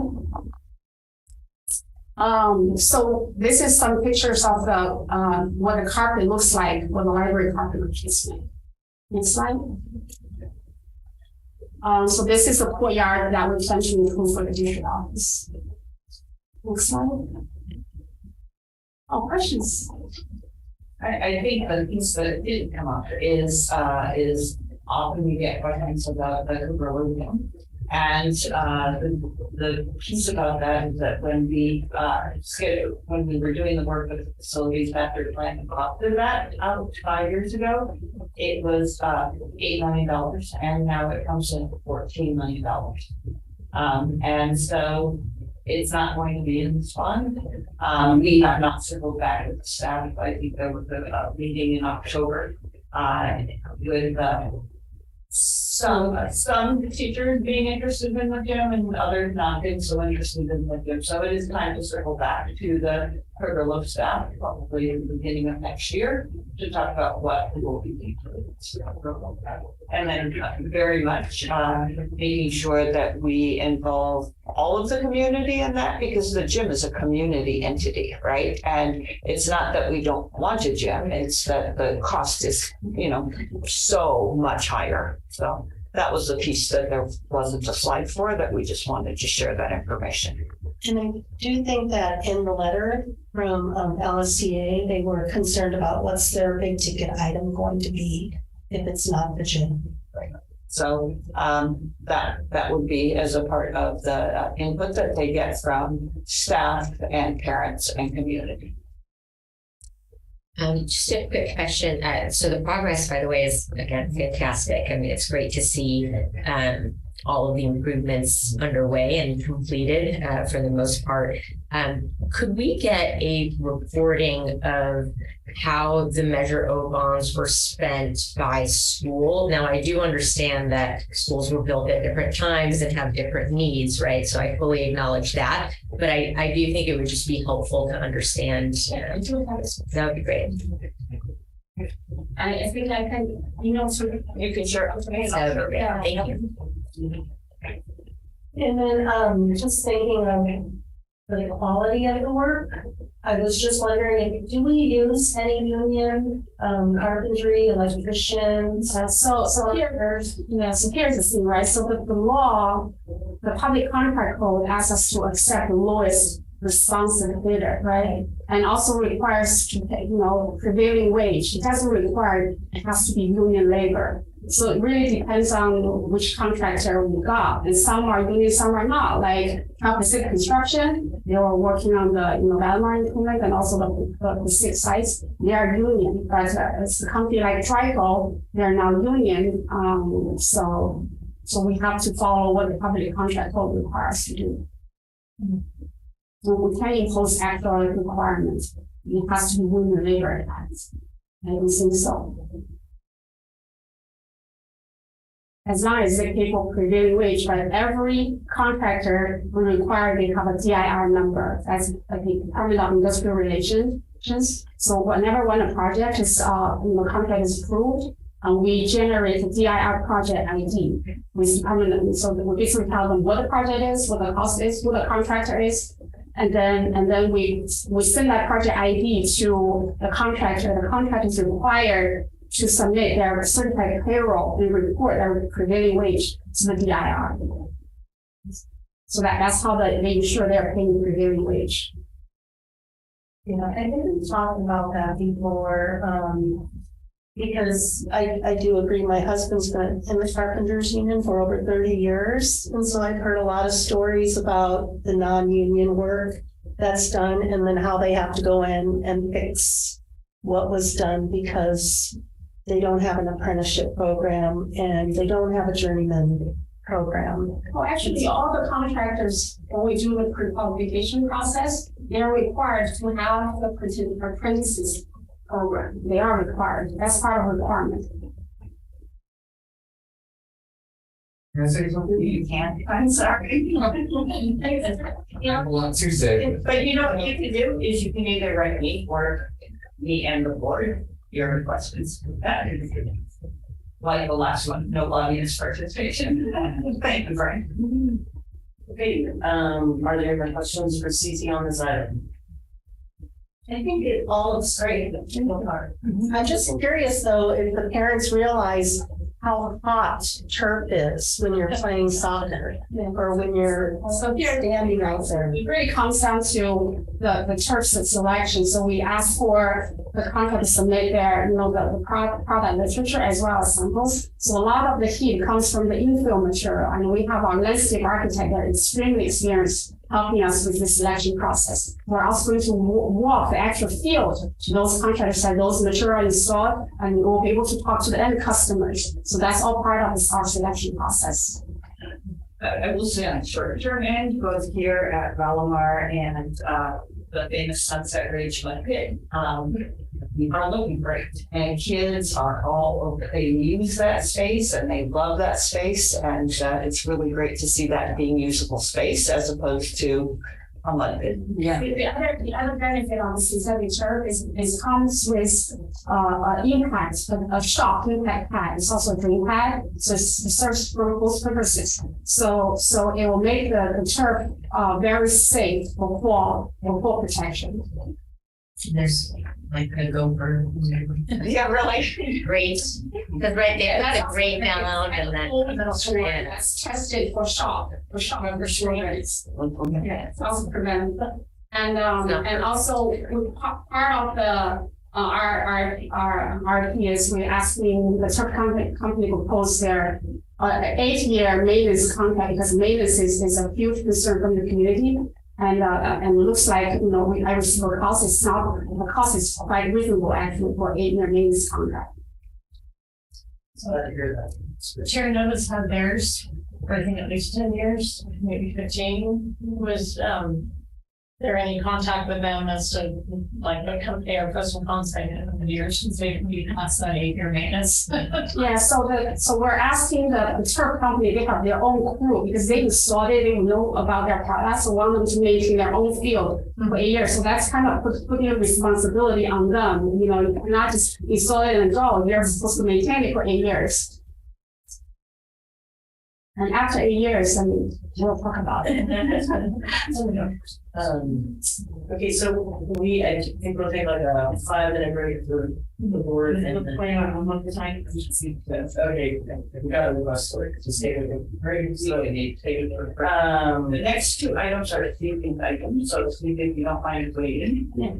And you mind turning off the sound and. Yeah. Perfect, so just like a 5-minute break.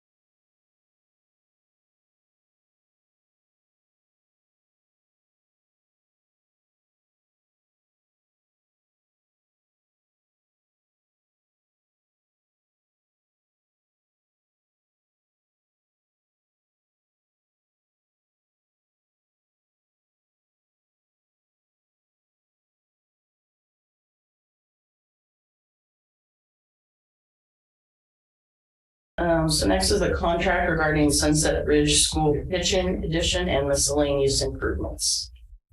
Thank you. Again, we're asking the board to authorize us to enter into a contract with the lowest responsible bidder for the Sunset Ridge School Kitchen Addition and miscellaneous improvements.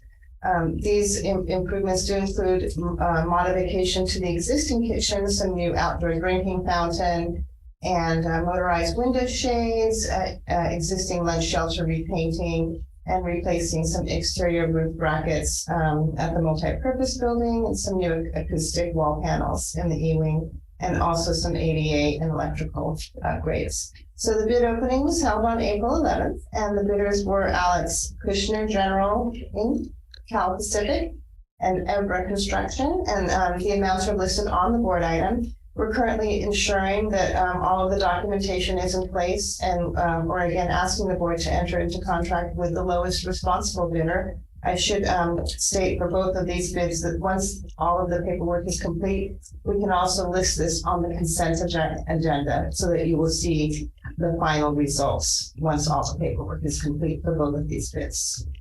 Do we have any questions regarding this item? All right, do I have a motion to authorize the staff to enter into a contract as described for the Sunset Ridge School Kitchen and miscellaneous improvements project? Thank Trustee Doggett first. And do I have a second? Okay. All in favor, please raise your hand. Motion passes 5-0. All right, great. Moving right along. Next is the ELOP plan approval. This is an action item, and the speaker is Tom Stafford. Good evening. Local education agencies must operate the Expanded Learning Opportunities Program pursuant to the requirements of California Ed Code 46120, including the development of a program plan. The program plan needs to be approved by the LEA's governing board in a public meeting. Trustees, it is my pleasure to present the Expanded Learning Opportunities Program Plan for the Pacifica School District. This plan is the foundation of our ongoing work to extend our school day for students who often have no other after-school programs available to them due to socioeconomic difficulties, maybe facing homelessness, or maybe in foster care. This population might also include our students who possess a language other than English. We hope to provide these programs through a mixed funding model to help sustain them as we grow. This model will allow for a continued diversity in students who attend those programs. Our first plan includes the upcoming summer program offered by EDMO, and we are building on our strong relationship with community partners such as Boys and Girls Club. I'm also beginning conversations with other community partners in our city to ensure that we can begin our after-school program in the fall with our youngest students, TK and K students, in a timely manner so that they are given full access to our extended learning programs. This is a plan that may change over the course of the next 3 years, and we will update the board on this approved plan as these changes happen. And we create a solid, sustainable program. I'm asking the board to approve this plan with all of this in mind in accordance with California Ed Code requirements. Following your approval, I will ensure posting of this plan on the district's website in accordance with these same requirements. Are there any questions? Comment. I'm really excited about this. This is great that we can offer this, and so thank you for all your work. You want to give a quick update on the enrollments in our summer ELOP program? Yes. So I spoke with the folks at EDMO right now, and they are sure of enrollment of 150 in the first, 150 students in the first session, about 145 in the second session, and about 120 in the third session. However, they're going to reach out again to all of those families who sent information to me, and I called all 500 families in a week to make sure that they knew of the program, could sign up for the program. I signed them up personally if they called me back on the phone and wanted to be a part of it. So I've gotten yeses and nos from every family that would qualify for this program for free.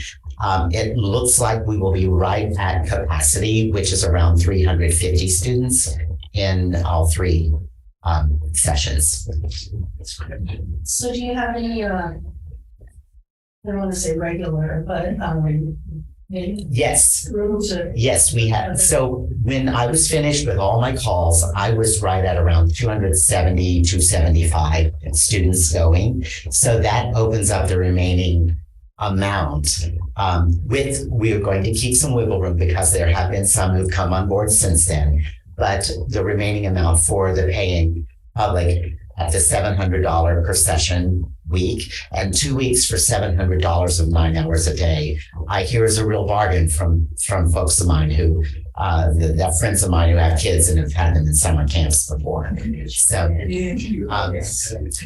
And remembering that we have some of all students who fall in the unduplicated category, I think for free. Then we have some reduced rate for $300 for 2 weeks, which is highly reduced. $350. Okay. And then the remaining stuff are at full price.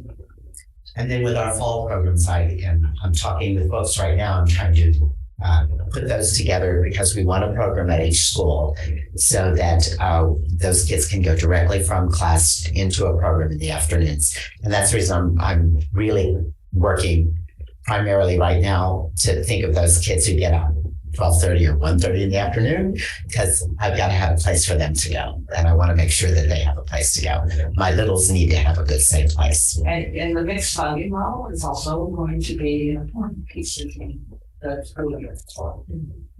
Yeah, I'm glad to hear you saying that to address the younger group, because that has always been, and kind of leads to the congregating we were talking about earlier. The students just sort of are floundering, or the parents come and sit and wait while the older kids are coming. So I'm really glad to hear that you're addressing that and thinking about that. So yeah, thank you. I remember that as a principal at Cabrillo and how I worried about those littles out there waiting for the older sibling to get off school or whatever. So finding a safe place is important.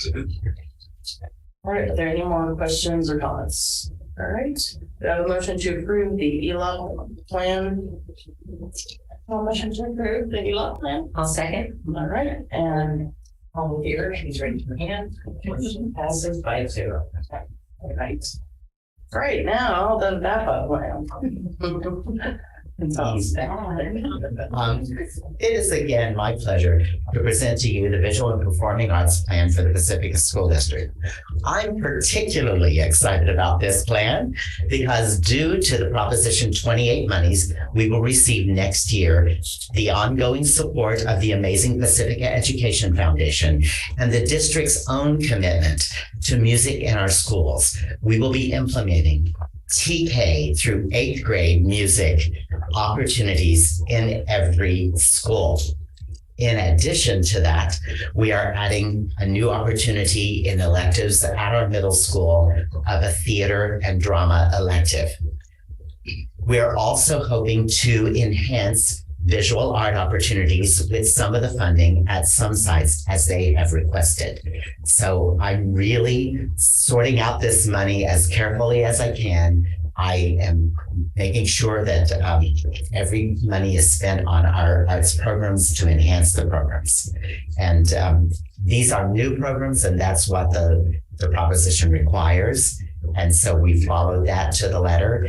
Also, in the plan itself, I broke down all of the costs that the district has been, that they pay for in their teachers, because the band teachers are in that, what PEF puts forward, and what this money will help us put forward. 83% of the funding will be spent on the new staff that is hired, which is right in line with what the law requires. Again, this is an ongoing process, but we've been moving forward with interviews for the new positions, and the Pacific Education Foundation has been using this new program as a basis to apply for more grant funding, which will also help enhance those programs. All of this is very good news for arts in our schools. I'm respectfully asking the board to approve our visual and performing arts plan as we move into this new era of arts education for every student in our district. I actually think this one doesn't require approval. It actually requires, so this on the board agendas for information. Oh, okay. And, I didn't see that. Each of the principals have to submit a plan for expenditures. This is our plan for the expenditures since the money is being pooled, but it doesn't require approval. And then in the at one point at the end of the year, kind of a report out on expenditures. So it probably will look like this is what we did. Does that sound good? Sounds good to me. Okay. Are there any questions, Mr. Stafford? So just a quick clarification, so on page 2, it says the district provides $202,000, Civic Education Foundation is $125,000, and then in addition, Prop 28 gives us $360,000. Is that the right way to read that? Yes. So I add all those up to understand what the district commitment to music and arts is in general. Exactly. Thank you. Thank you for all that you've done. Thank you. Thank you. All right, thank you very much. All right, moving on to board bylaws, board policies, administrative regulations. We are going to review policy, board policy 5116.1, introductory open enrollments.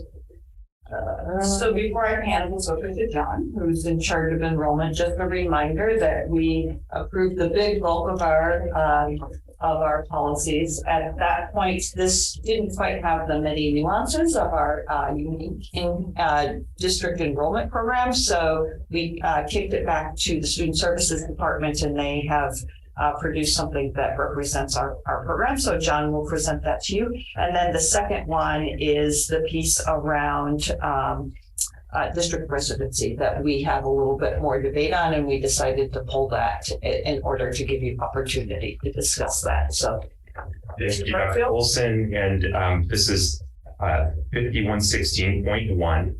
And just like Dr. Olson just said, the CSBA recommended changes really did not reflect our unique enrollment. So we did pull that.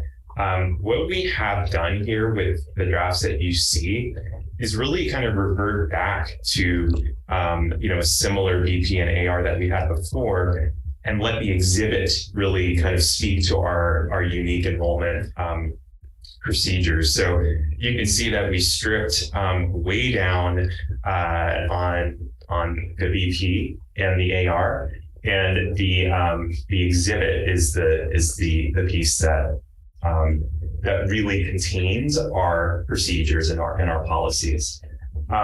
With the exhibit, I did want to point out one change that we put forth is the benefit of wait list placement on the wait list and priority. And what we did is we quantified that the employee benefit to be on the wait list for classified and certificated employees. So you will see, and I don't have that page number handy. it's on the front page of the BP. Front page of the BP. It says any student of a full-time PSD employee at least 0.625 FTE for classified staff and 0.75 FTE for certificated. Right. And so for classified staff, well, most classified positions are considered 8 hours. Of 5 hours of employment hits that 0.625. I think before we had a kind of a blanket 0.75 to 1.0, which really kind of excluded some of our classified stuff. So we were happy to get that changed. We also changed that within the exhibit as well. You'll see those changes too. So happy to answer any questions, but generally that's what we did, is to revert back and really strip down, and then have the exhibit really speak to our procedures. All right, do we have any questions regarding this item? Super small question on the red line exhibit. If I'm reading it correctly, on page 4 at the very top, it removes the term credentialed specialist and puts content specific teachers, and I was just trying to understand what that indicates.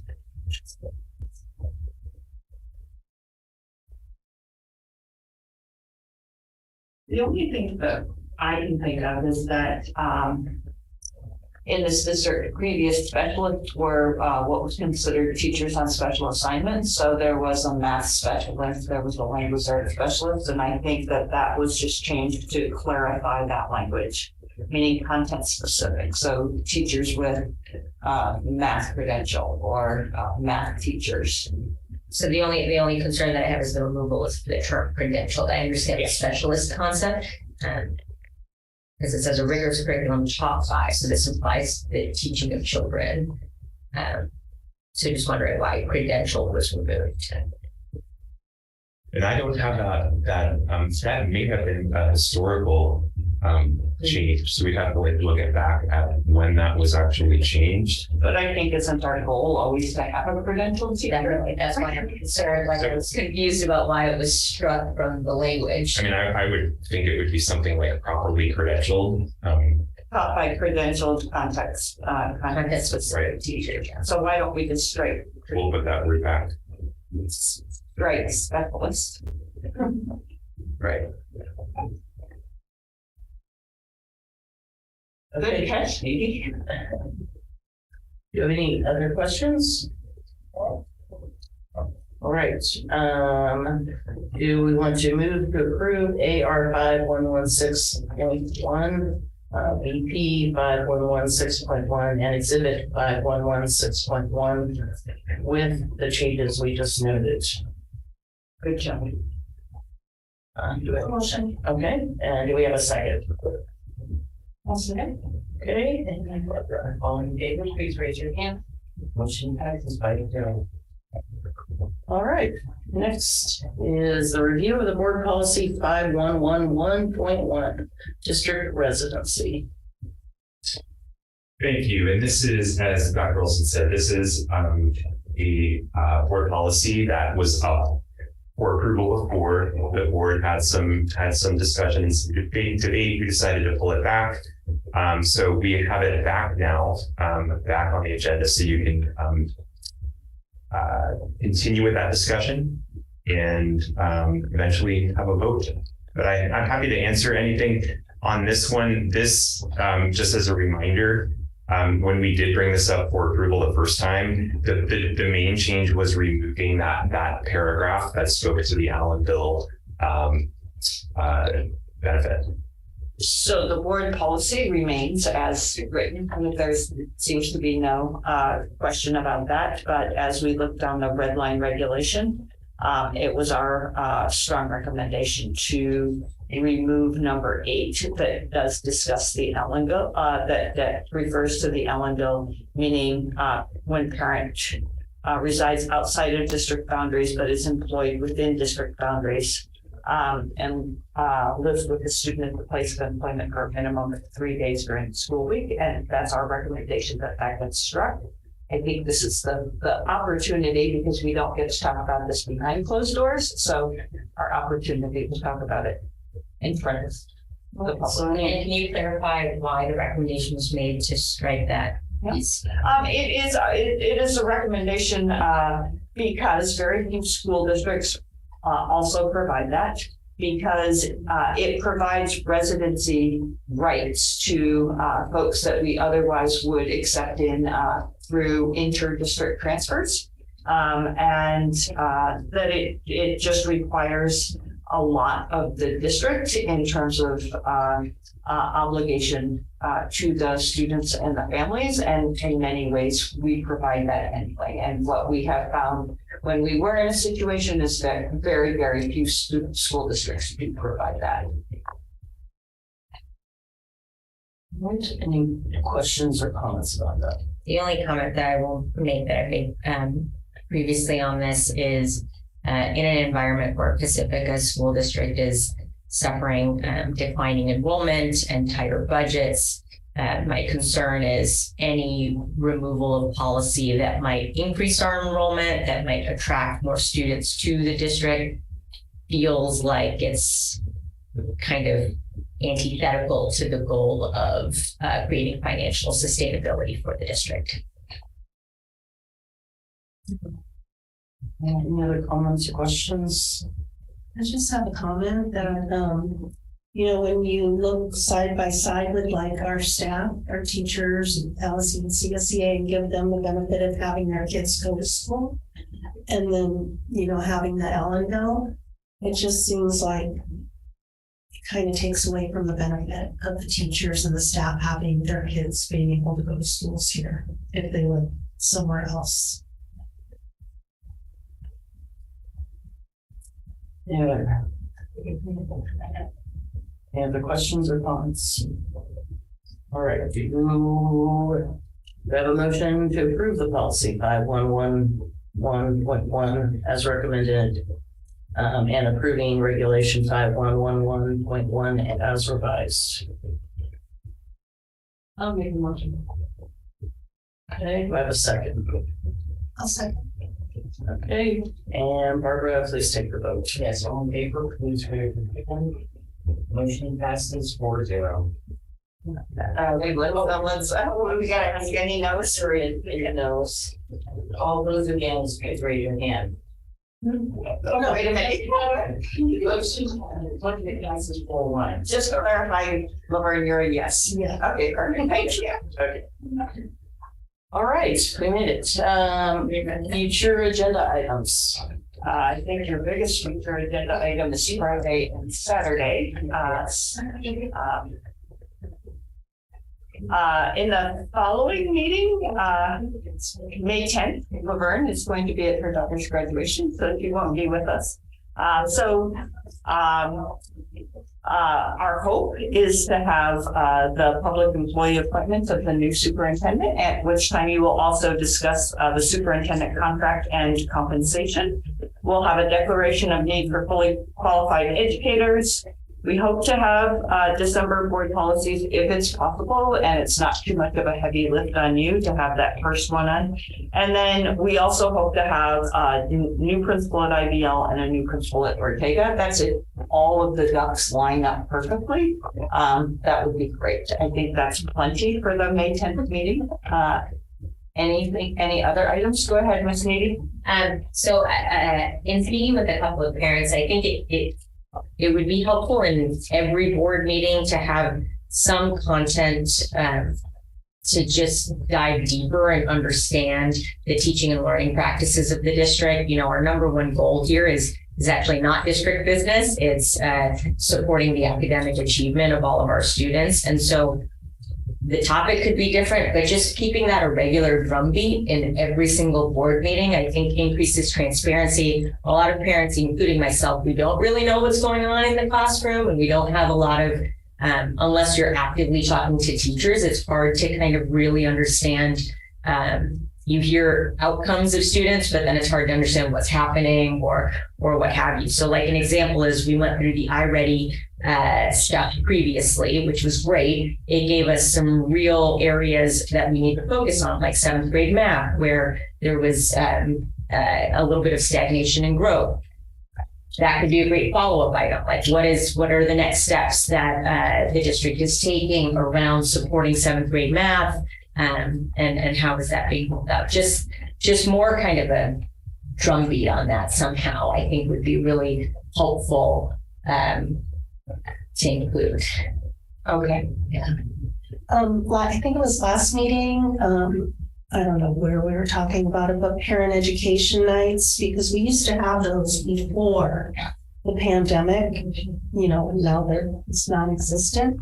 So would that be something that would help? It could, and I just think a board of a school district, every meeting should talk about something that is the main business of the district, which is not just the operational piece, but the education piece. But yeah, I think that would be very helpful.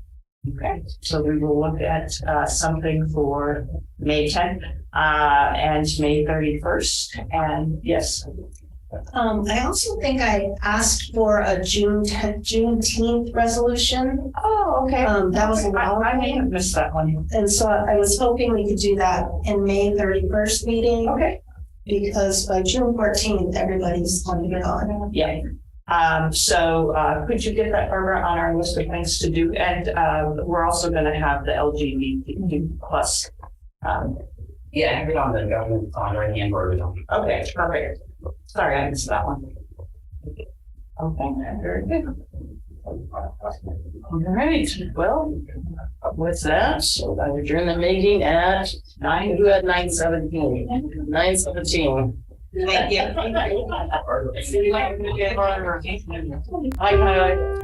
Bye, thank you.